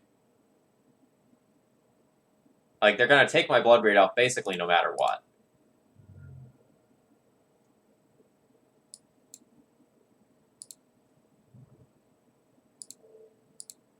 So I'd rather just, like, not let them trade the click for the Blood Braid Elf.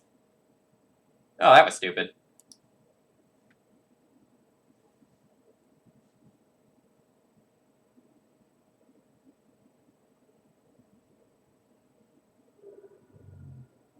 That was just me streaming and not paying attention to something that was on board.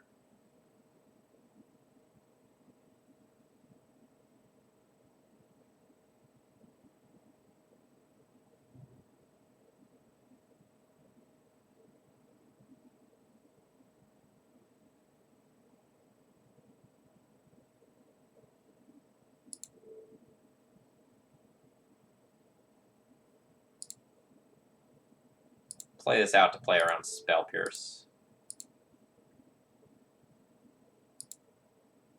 Specifically, like, Spell Pierce on an Assassin's Trophy if I end up throwing that into play.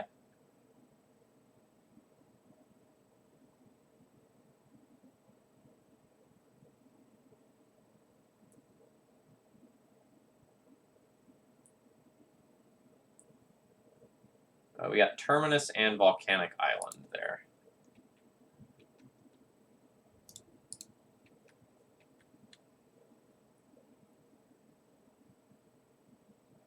That's annoying.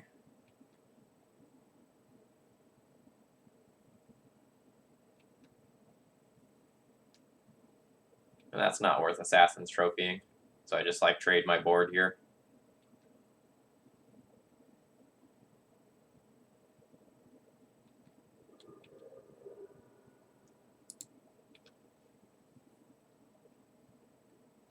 Definitely frustrated about my little punt with the Lightning Bolt now. So I could have circumvented that this turn.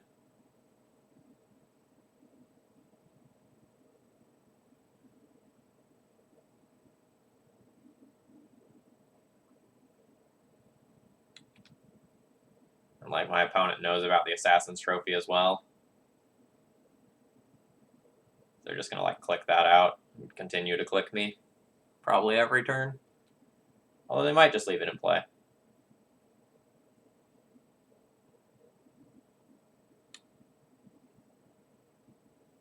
If I have any reason to keep this swamp in hand, Liliana discard.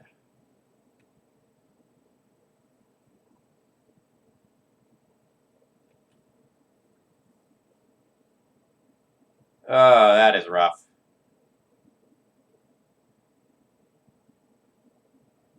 All right, so we lose to literal miracle. I just can't beat that.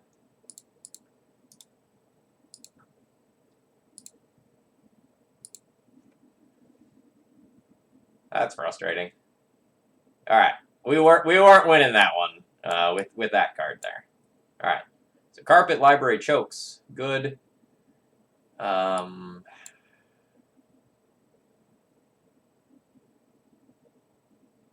Probably don't want Surgical. I could consider one of these as, like, Sweeper for Monk tokens. I don't know that those are actually going to be good enough. And similarly, I can consider Spell Bombs to decrease the power of their Snapcaster mages, but, like, these are kind of medium. We'll see what I want to get rid of. All the value-oriented stuff I want, and the answers to, like, Jace and uncounterable answers to Counterbalance or Back to Basics, like, these are very good. I'm okay with trimming some bolts. I'll probably keep the punishing fires just because, like, it's an inevitability engine, and it means that they can't just, like, hide behind planeswalkers forever.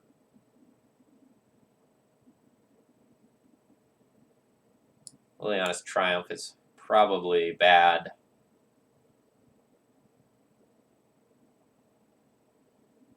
The discard gets worse as the game goes along, but it's just, like, so good in the early game.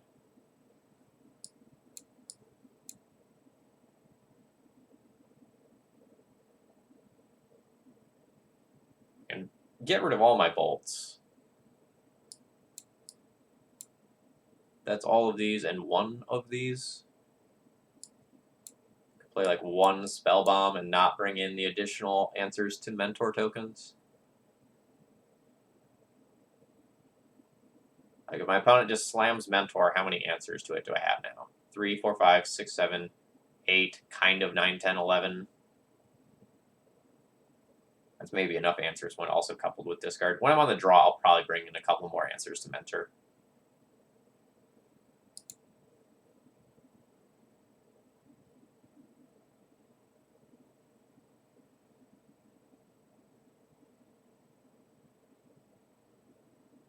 Like on the draw, maybe junk some single target discard, keep the hymns because they're value oriented.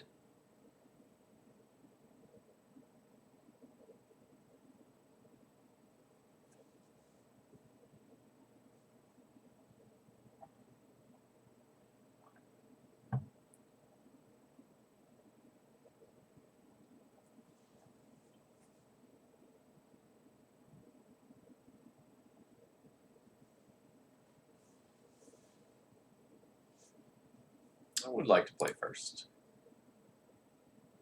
Thoughtseize into him to Turok into Lily. Keep. I also could have considered boarding out a Wasteland, by the way. I didn't really think about that at the time, but 100% true.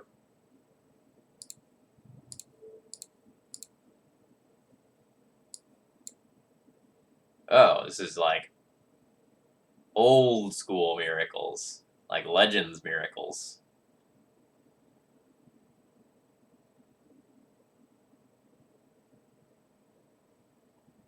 So AK is like the only early card that they have. And so I should probably just take that, but I'd rather like not lose the game to Jace later.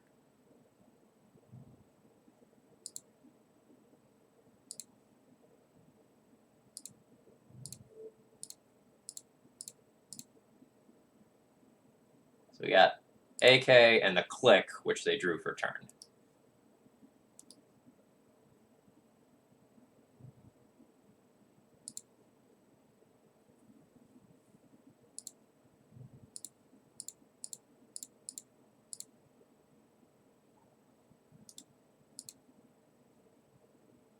Don't need the Wasteland here. Although it is quite good because they're playing a non-basic next turn.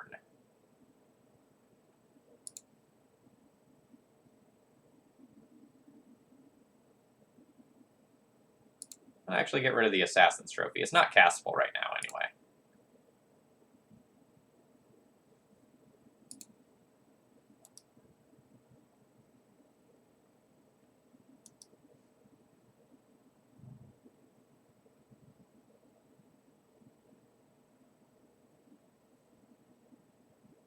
Narset's kind of annoying.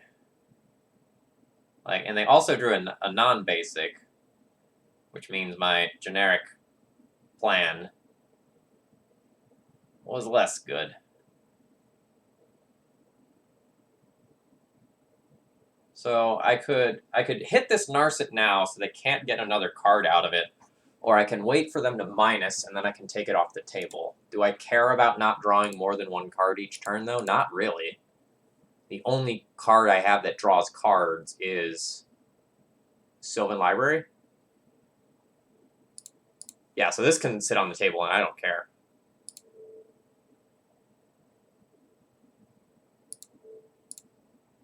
It's going to take their ability to get a card out of this.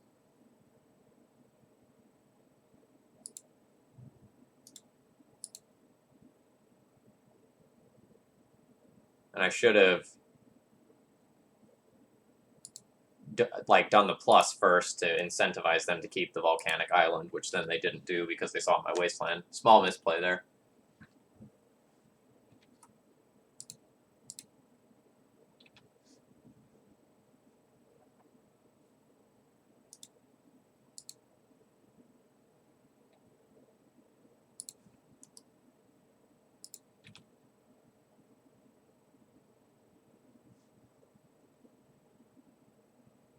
So I could like plus to keep this lily around,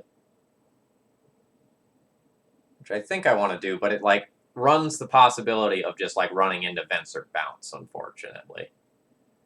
If I just like -6 my opponent right now, they'll just lose like a Narset and a land, which I don't love.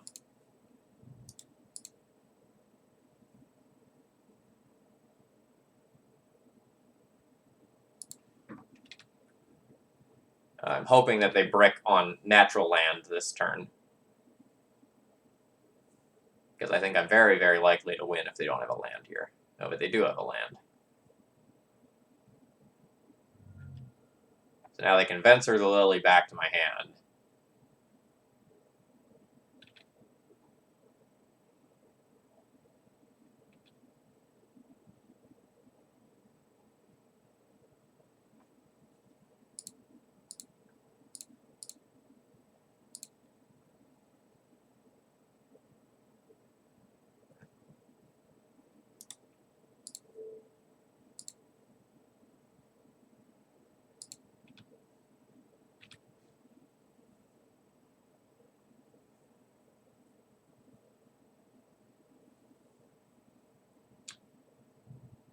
Kind of in bad shape if they just like play a chase or something.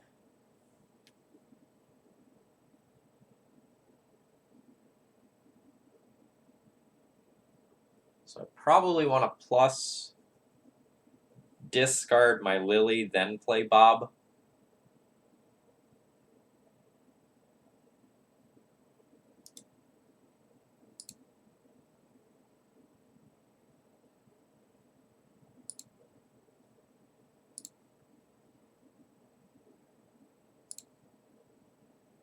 They discard Swords to Plowshares, which is awesome for me.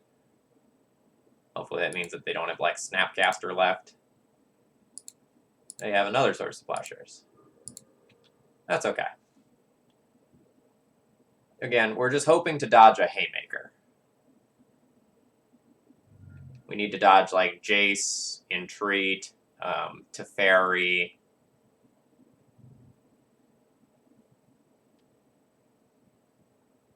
What the fuck?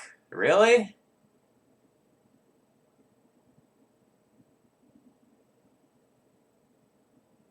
Okay.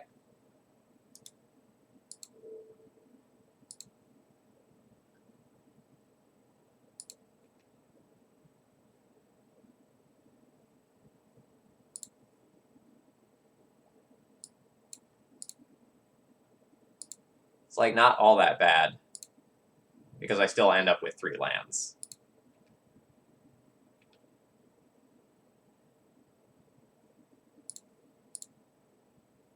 Mana's covered.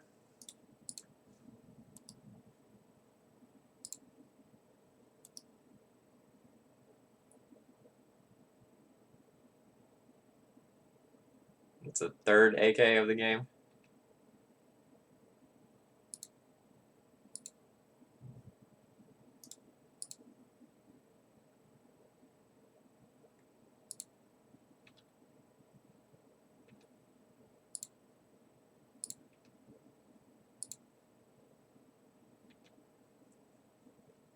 Now I'm getting to the point where I can like return Punishing Fire, take the Narset off the table just so that it doesn't get like Vensered back or something stupid.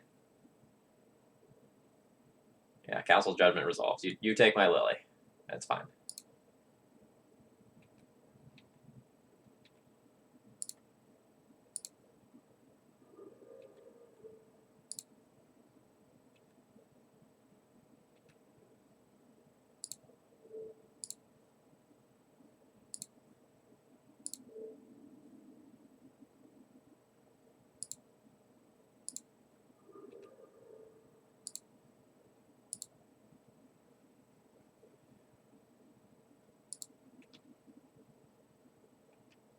I guess I should have played that Verdant so that I had the option to, like, shock something that comes into play. That was probably bad on my end. I was thinking about hiding information and keeping something around for a future Lily, but... like, if they go Mentor, Cantrip, or something like that.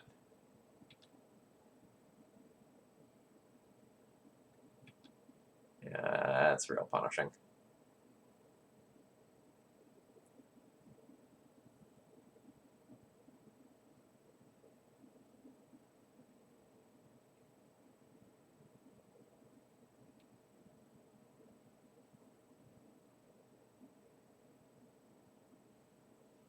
Okay, that's not bad.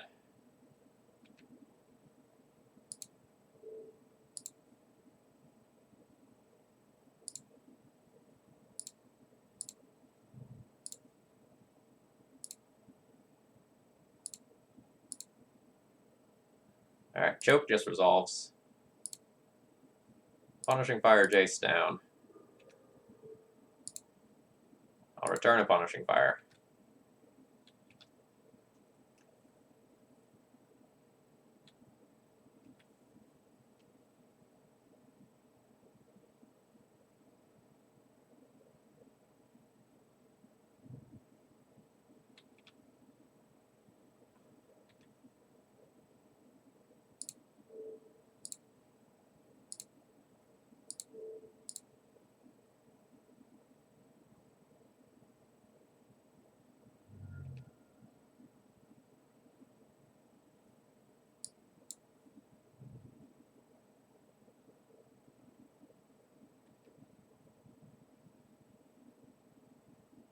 You have a Brainstorm there? So I could respond with Punishing Fire Jace, Punishing Fire Jace, and kill Jace. Is it correct to do so, though? It could be trying to hide something from me that actually answers the Punishing Fire. No, then they know that I'll do it no matter what, so, like...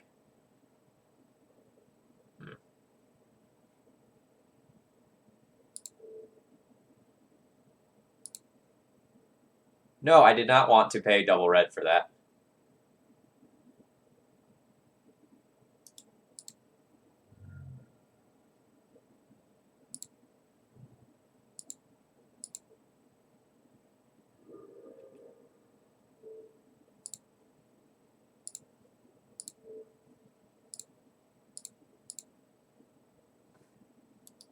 Oh, well, everything just works.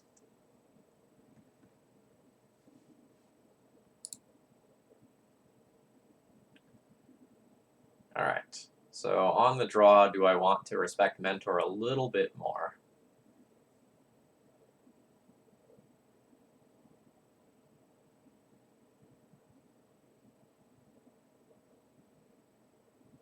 Honestly, I don't know how many Mentors my opponent has. Like, they have From the Ashes, they have Narset that I've seen, they have Entreat that I've seen. Like, there's probably one or two, but it's definitely not a 4x Mentor build.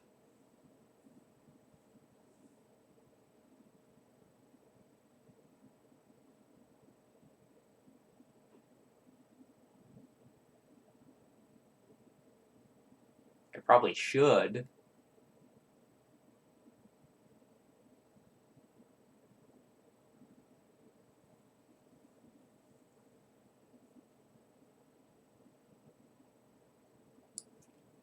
I also kind of want another Spell Bomb. Like, dragging the game on and decreasing my opponent's accumulated knowledges to just, like, bad cantrips seems really good. Like, AK was the only reason they had any shot in that game. So let's pull, like, a Thoughtseize for one of those. And then Wax Event.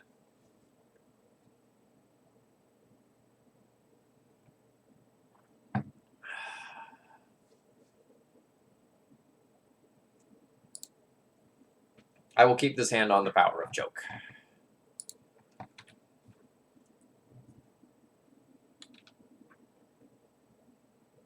And basically every non-land card in our deck is a good draw from this situation. Like discard's good, creature's good, planeswalker's good. So this is a hand that can improve a lot.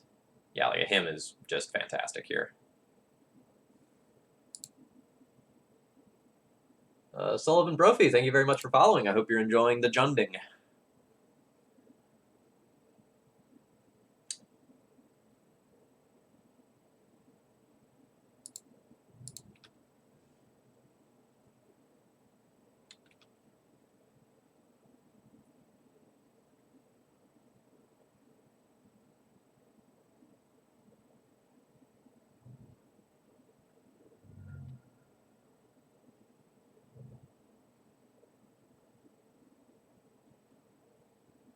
Your Ponder's fine.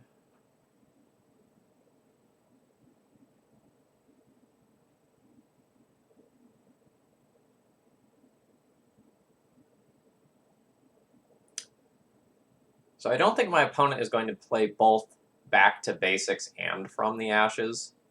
So I probably won't play around Back to Basics. It would be devastating. But I'd have to fetch Swamp with this, and I really don't want to do that. I should have played this land if I wanted to play around Back to Basics.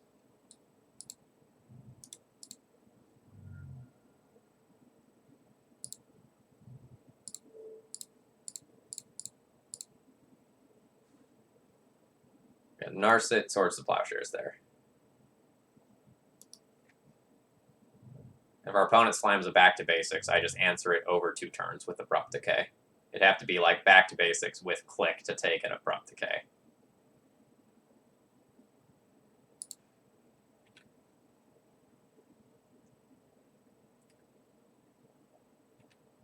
I assume this is my choke, like 100% leaving play here. Yep. Alright, so like I'm not going to decay Click. I'm probably going to like Inquisition into Bob. So let's do this first, figure out what's going on over there. It's Jace. Jace is all that's left.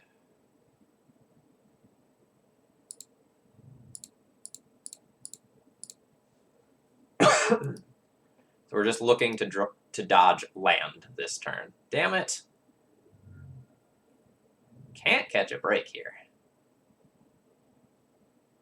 That's just going to unsummon Bob in all likelihood.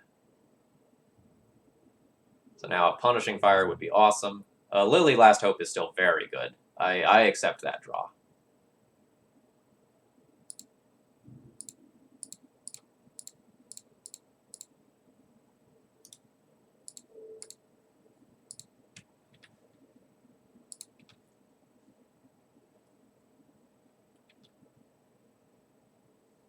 This is going to be a real game.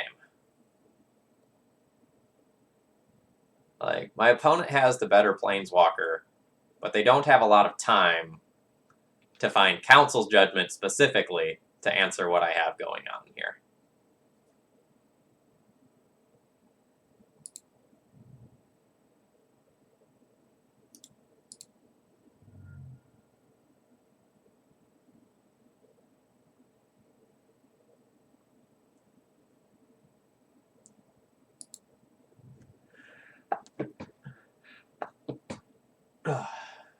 Excuse me.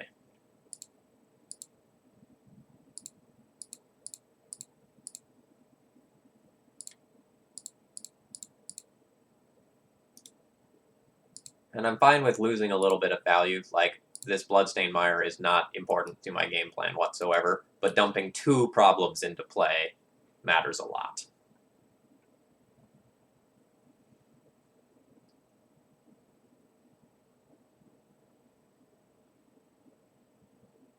Snapcaster Council's Judgment. Ruin everything I love. It's fine. I don't care. Punishing Fire would be so good. So good.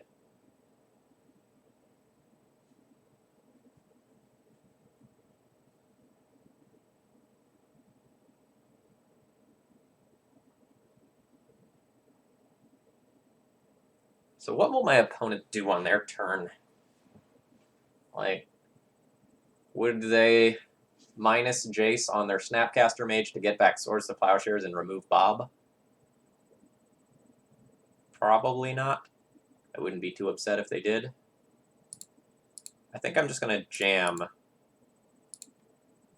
Goif and Bob. Hope they don't Miracle Terminus.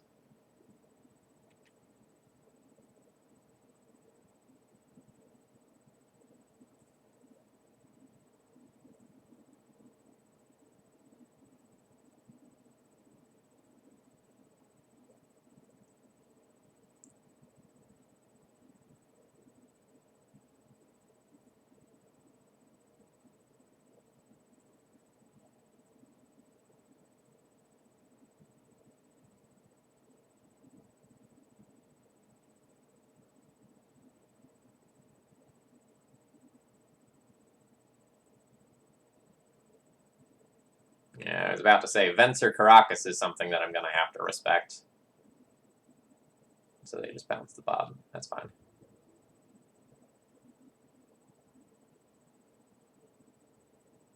So I'm going to attack in with Tarmogoyf at Jace. They're going to Venser bounce. And I'm going to be sad.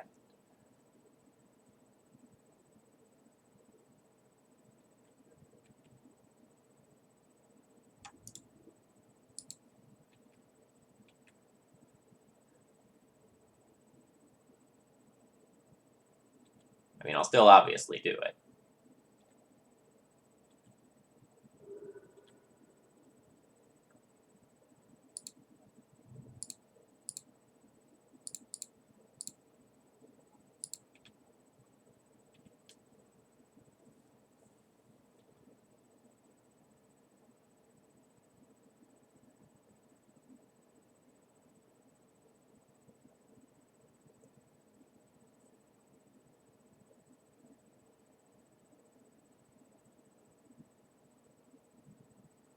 My kingdom for one of those two punishing fires, though.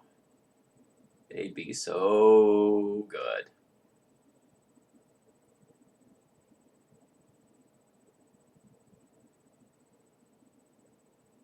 All this bouncing.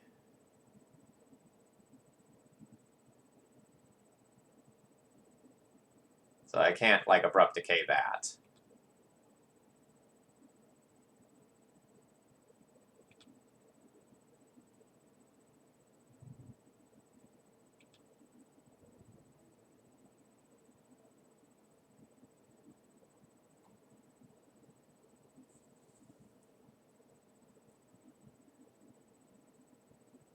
This Teferi is a pain in the butt here. It makes my Blood Braid significantly worse. As in, it doesn't do the things I want it to do.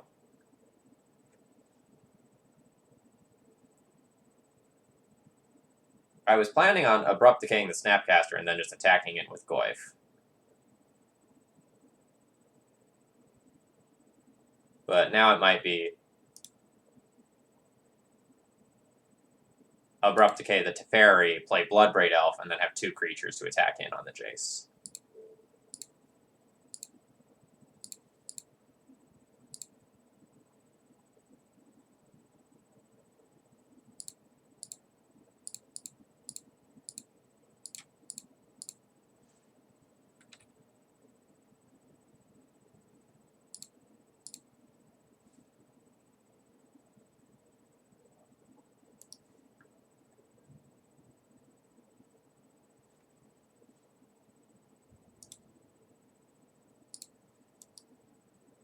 I assume the Jace is still going to live. Like, something like Snapcaster block here plus Swords to Plowshares is rough.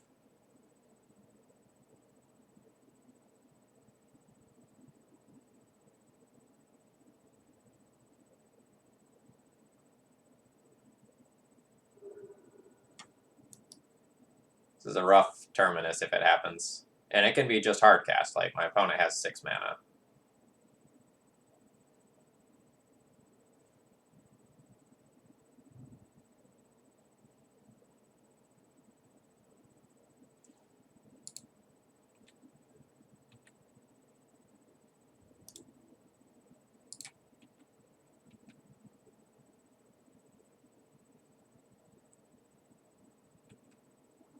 Yeah, that's fine. Everyone knew this was coming. Everyone expected it. But it ties up your mana pretty well. Yeah, I know, right, Romario? This is sweet.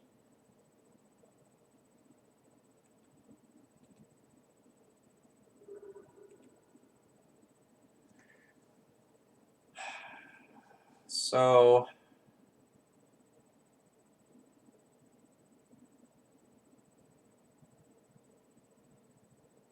I don't think my opponent has Terminus now. But I don't just want to, like, extend 3 cards into it. But without extending 3 cards into it, I don't really get anywhere.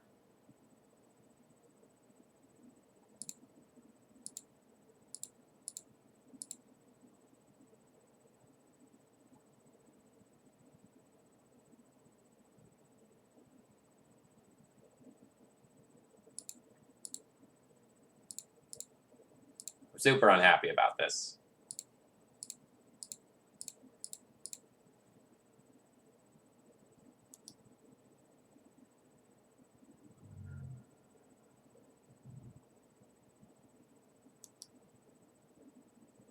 And I can go ahead and F6. It's very clear I don't have Punishing Fire.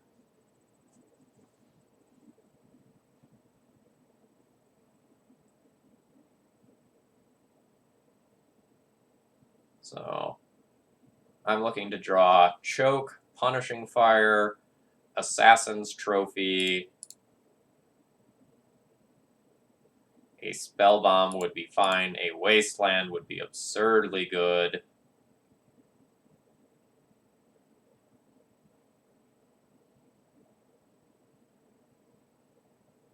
You have Supreme Verdict? No. Fencer?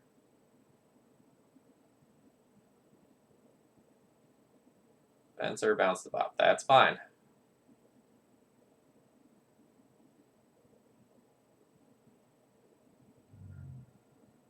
Surgical Extraction on Blood Red Elf. That's long term a little annoying, but in the short term, I do not care.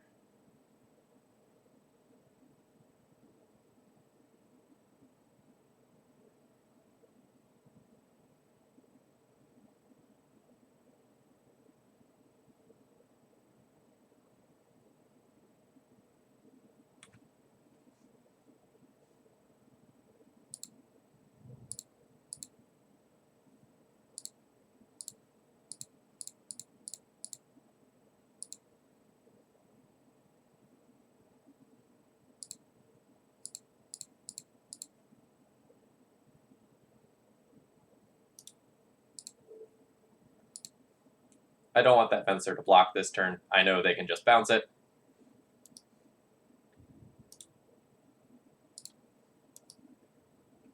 But I want to make sure that I can beat, like, A Swords to Plowshares.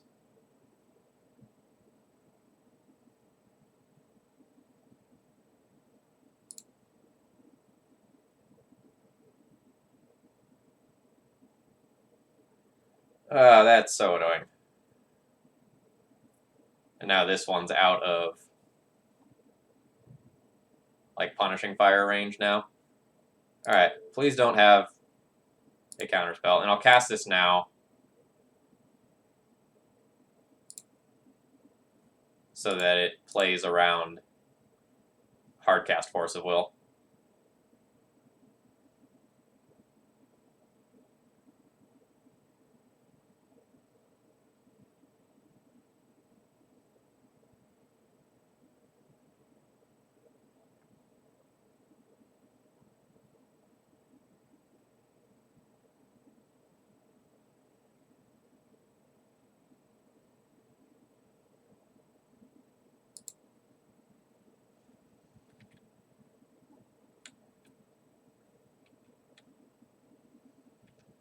Ugh. So I'll get rid of the non-Jace card, give them Jace Fencer.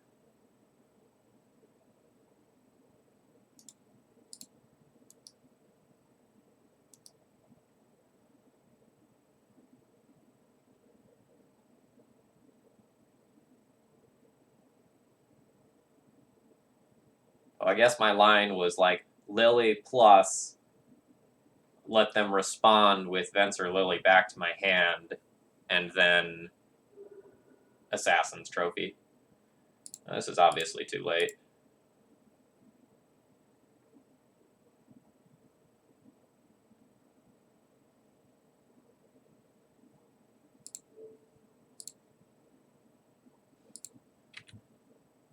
Not happy with my play there.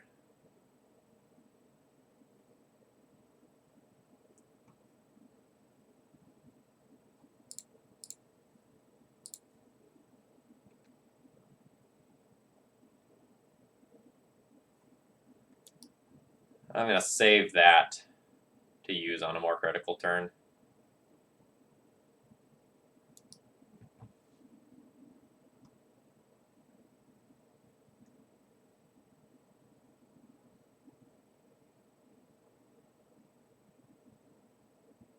I had so many good draws at so many points this game. But, like, this Venser Caracas thing is just tearing me apart.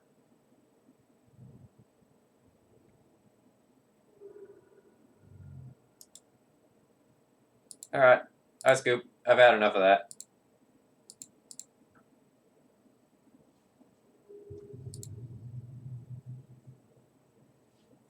That one's frustrating. That was a great matchup.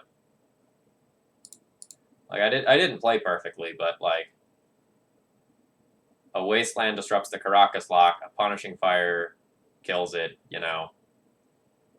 A Bloodbraid Elf would have been awesome prior to them being surgical. Little disappointed there. We lack green, but we have turn 1 discard into turn 2 discard into any land being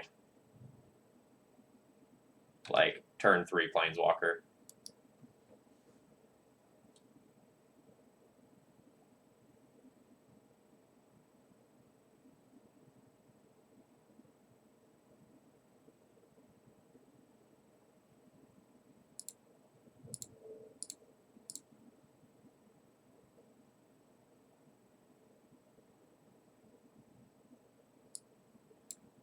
Looks like we're playing against a Delver deck of some nature.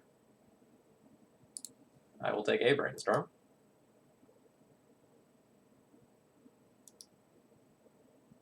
I assume we're just going to see, like, Brainstorm into fetch something away here.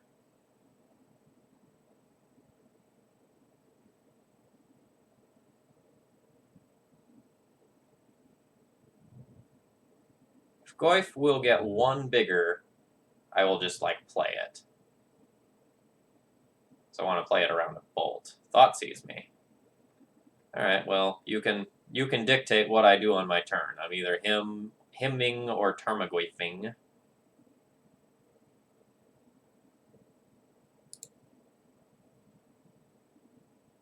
Some of these cards may or may not be there anymore.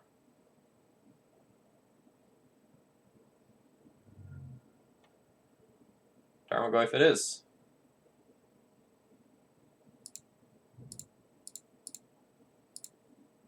There's a world where this just gets, like, dazed or something.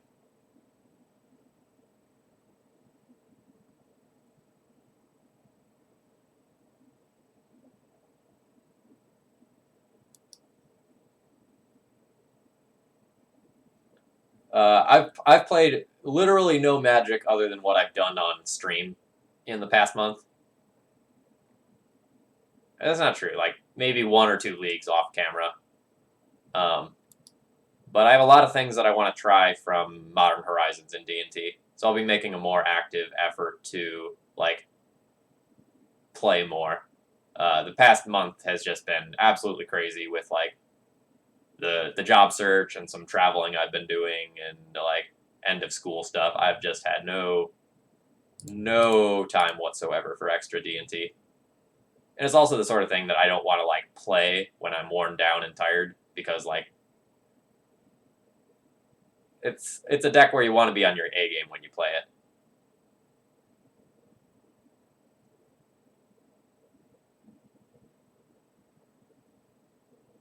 Lord Darky, let me rephrase that.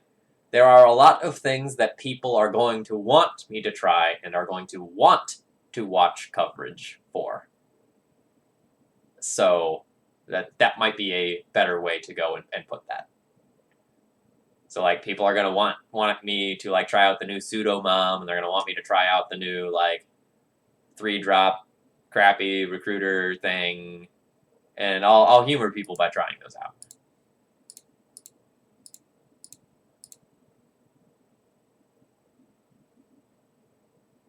Note, I'm 100% fine running this into like Daze or Spell Pierce here because it will grow my Goyf if it doesn't resolve. And if it does resolve, awesome.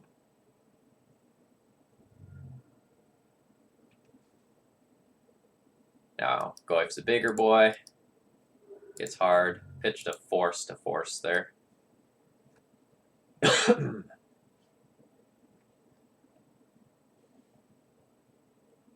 Yeah, I was still trying to stream. And I didn't do as much as I normally did, but I still hit a couple. This card's great. Very happy to have Abrupt Decay. Like, I would have Assassin's Trophy at it, but I'm just, like, way happier to have this be uncounterable.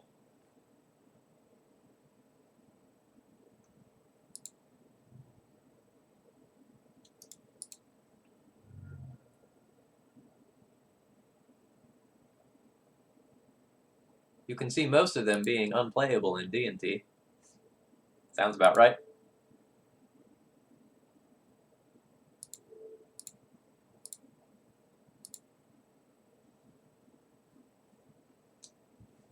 Yeah, like, so the new Mom card is, like, just worse than Mom by a lot.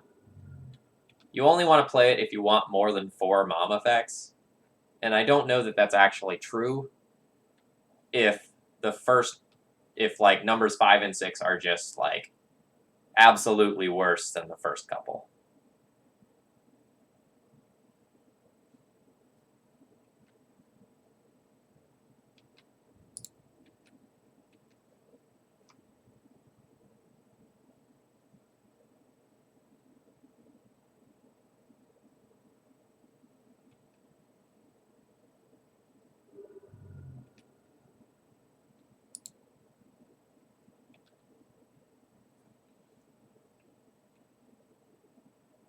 Yeah, that's the thing. Like, do you want a 5th Mom?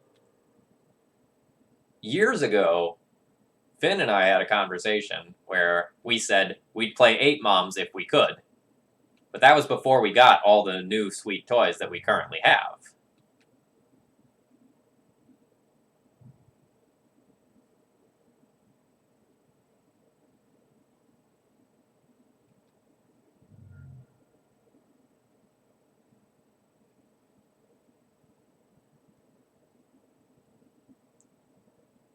I wonder if my opponent actively played around my K command or if I'm getting stream sniped.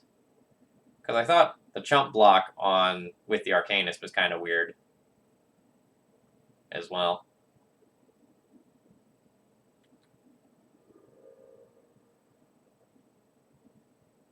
So I'll just be able to burn my opponent out. Even if I don't get this Goyf back.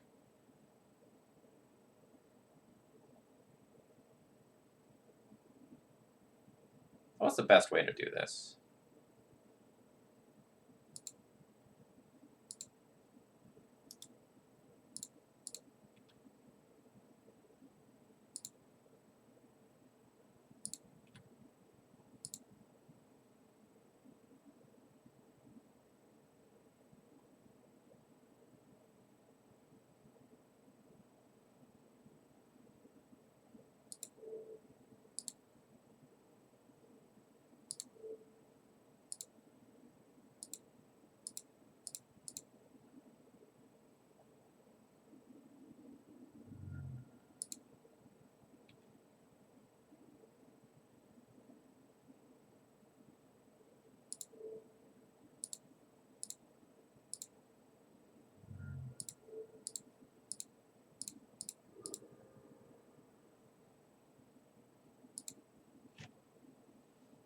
So we're playing against a Grixis Delver deck that has some self-mill and the Arcanist.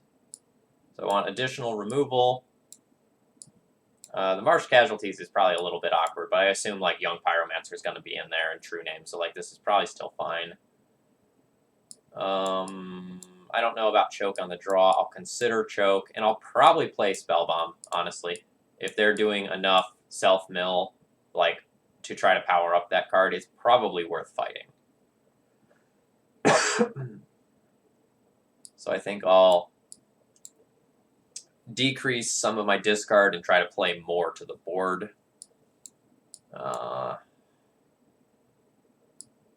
So one thing I do like about Bloodbraid Elf is that it will just trade with the Arcanist without using a card. That has some degree of value to me. I like Lily Last Hope a little bit less with Arcanist in the picture.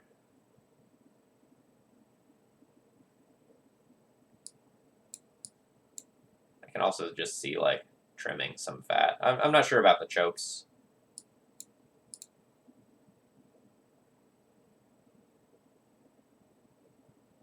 Like, it's so good on an empty board, but it's very questionable when you're behind. So, like, on the draw, it's a little bit ambitious. Like, would I rather just have the hymns over this? Oh, I forgot Carpet Flowers. Carpet's so good.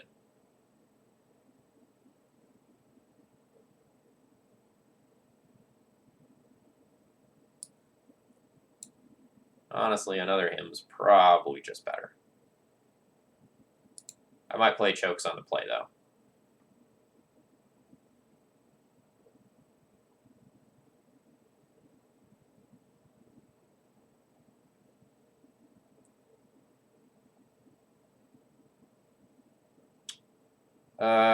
I'll be keeping this hand. I'm gonna be a little soft to Wasteland.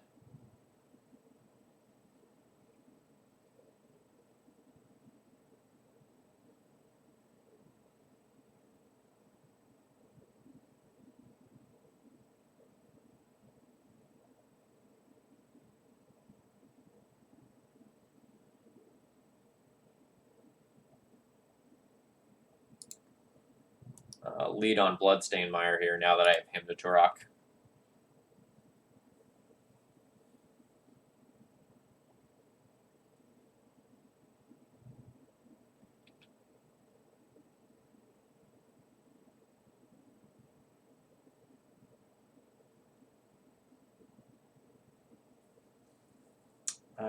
I don't want to play my Goyf just actively into a Bolt. So Spellbomb's an acceptable play here. It's not exciting. I'll probably cycle it quickly to just draw a card and put an artifact into the graveyard. Like, it has this awkward sort of dis-synergy with what's going on in terms of, like, Tarmogoyf size.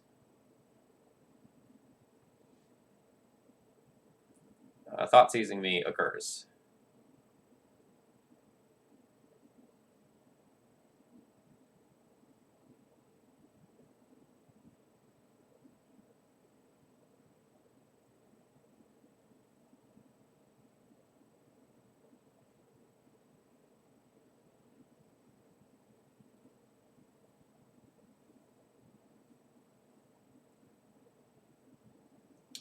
I need more land.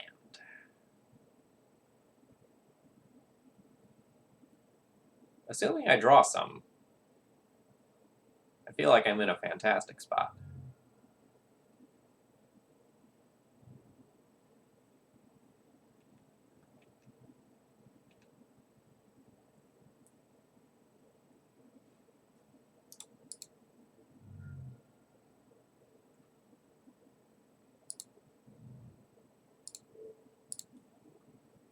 So not gonna sit on this. We're just gonna treat this like a quick early game cantrip here.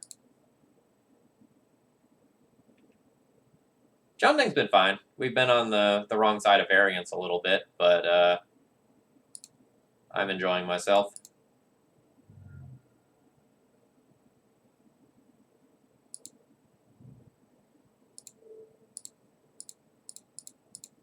We're gonna hymn here. Hymn plays around days, whereas Lily does not. I still expect this to get, like, pierced or something.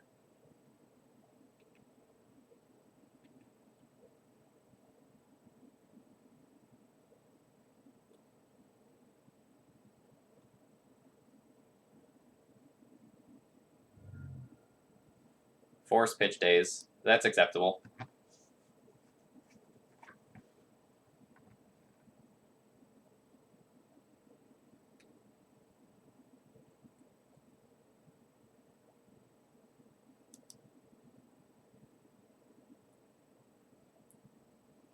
Like, unlikely. We just kind of, like, encountered the traditional Jund problem of drawing cards at the wrong time. But when we've been doing our thing, it's felt good. There's just been a lot of scenarios kind of like this where I'm not getting to do my thing. And it's costly.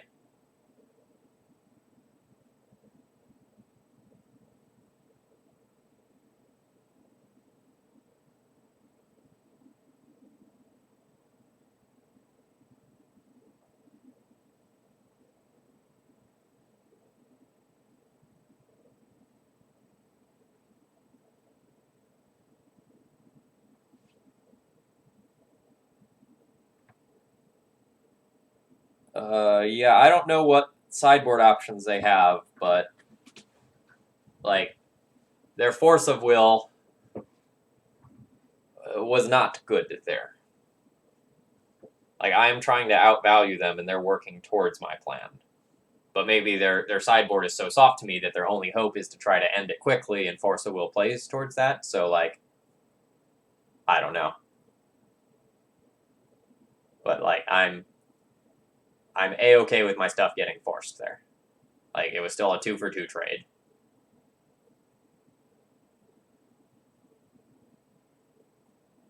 You have Gurmag Angler, which is, like, the only threat that I can't handle with my current hand. It's frustrating. I mean, a land does it.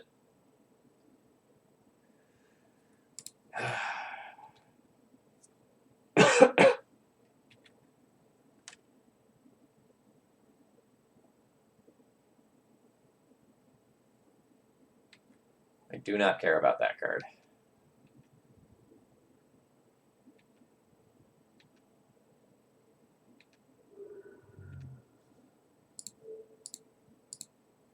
Like, you know that's lightning bolt fodder.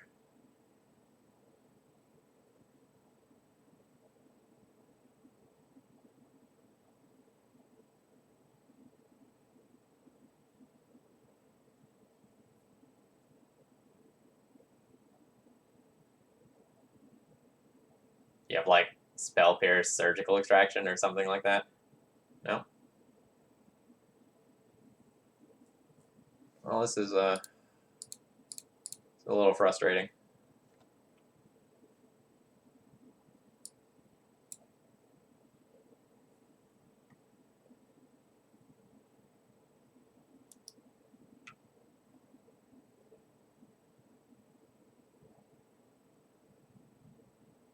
Lots of ways to answer this Bob here. You know, Force, Daze, Bolt, Fork Bolt, any other removal spells like Dismember or a Planeswalker. Like, there's so many ways this Bob goes wrong.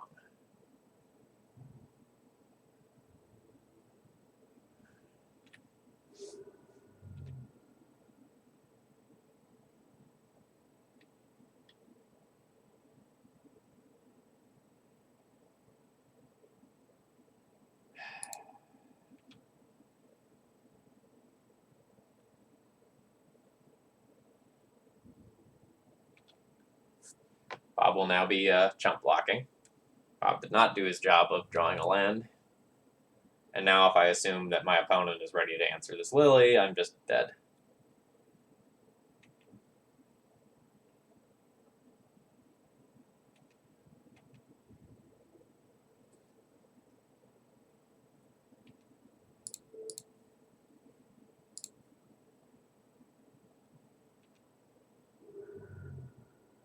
Yeah, Frozen Divide. I'm with you. Like, it's the line. And I've got to hope that either this Bolt works or I draw land for Lily. Like, one of those two things has to happen and resolve.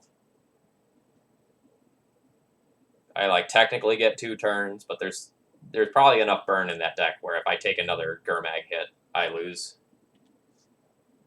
Alright, well, a Daze was pitched. Okay, that works.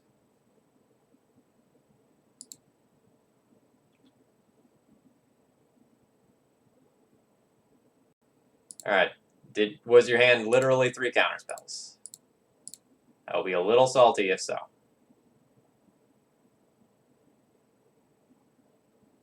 Alright. Alright. We've got... Damn! Come on! Cut me a break!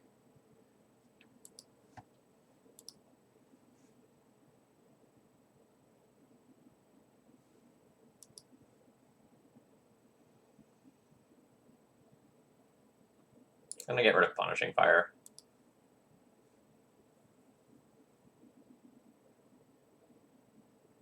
I'm just saying, drawing Carpet of Flowers would be okay.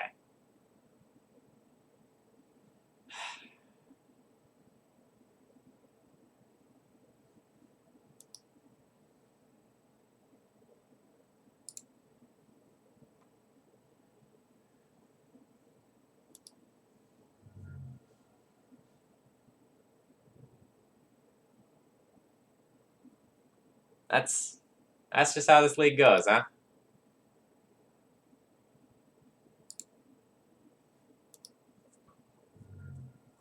So I have 6 burn in hand. I draw a red source. It's a non-basic, so I can't actually race Wasteland.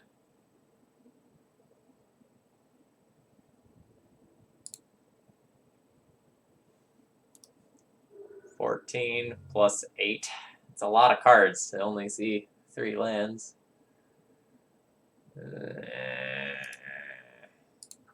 I'm salty. I'm gonna choke my opponent when I'm on the play.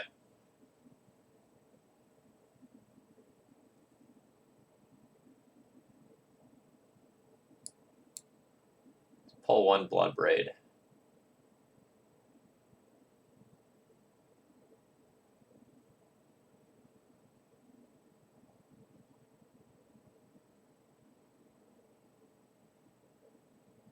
And 1 him. Again, shy away from discard, just have more answers to things that actually hit the board.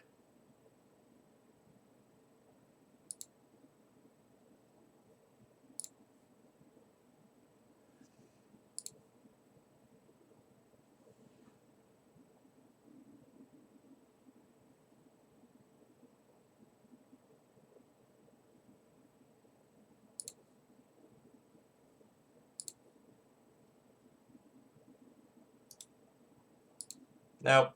Nope. We're done.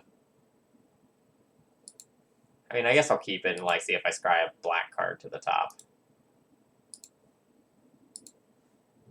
I'm stone cold just dead to a Wasteland. Like, cannot beat in a million years.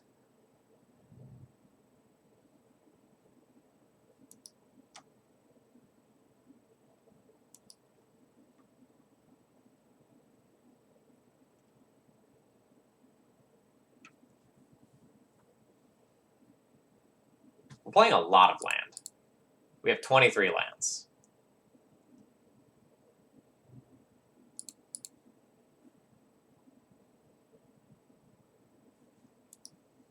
I'll concede once my opponent puts a threat in play.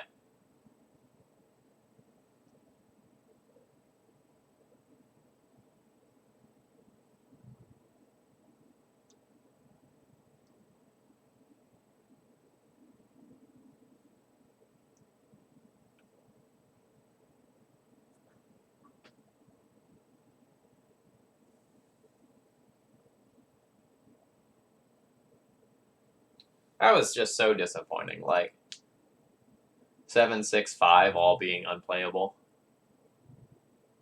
is statistically unlikely. I can't cast any of them. It doesn't matter. You're just drawing my Tarmogoyf.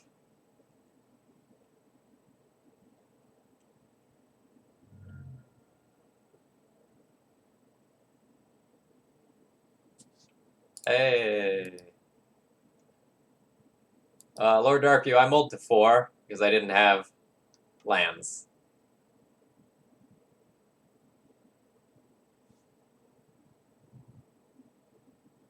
Probably just have like True Name here and I can't interact with it and I die. That's fine. Just end me. I'm ready.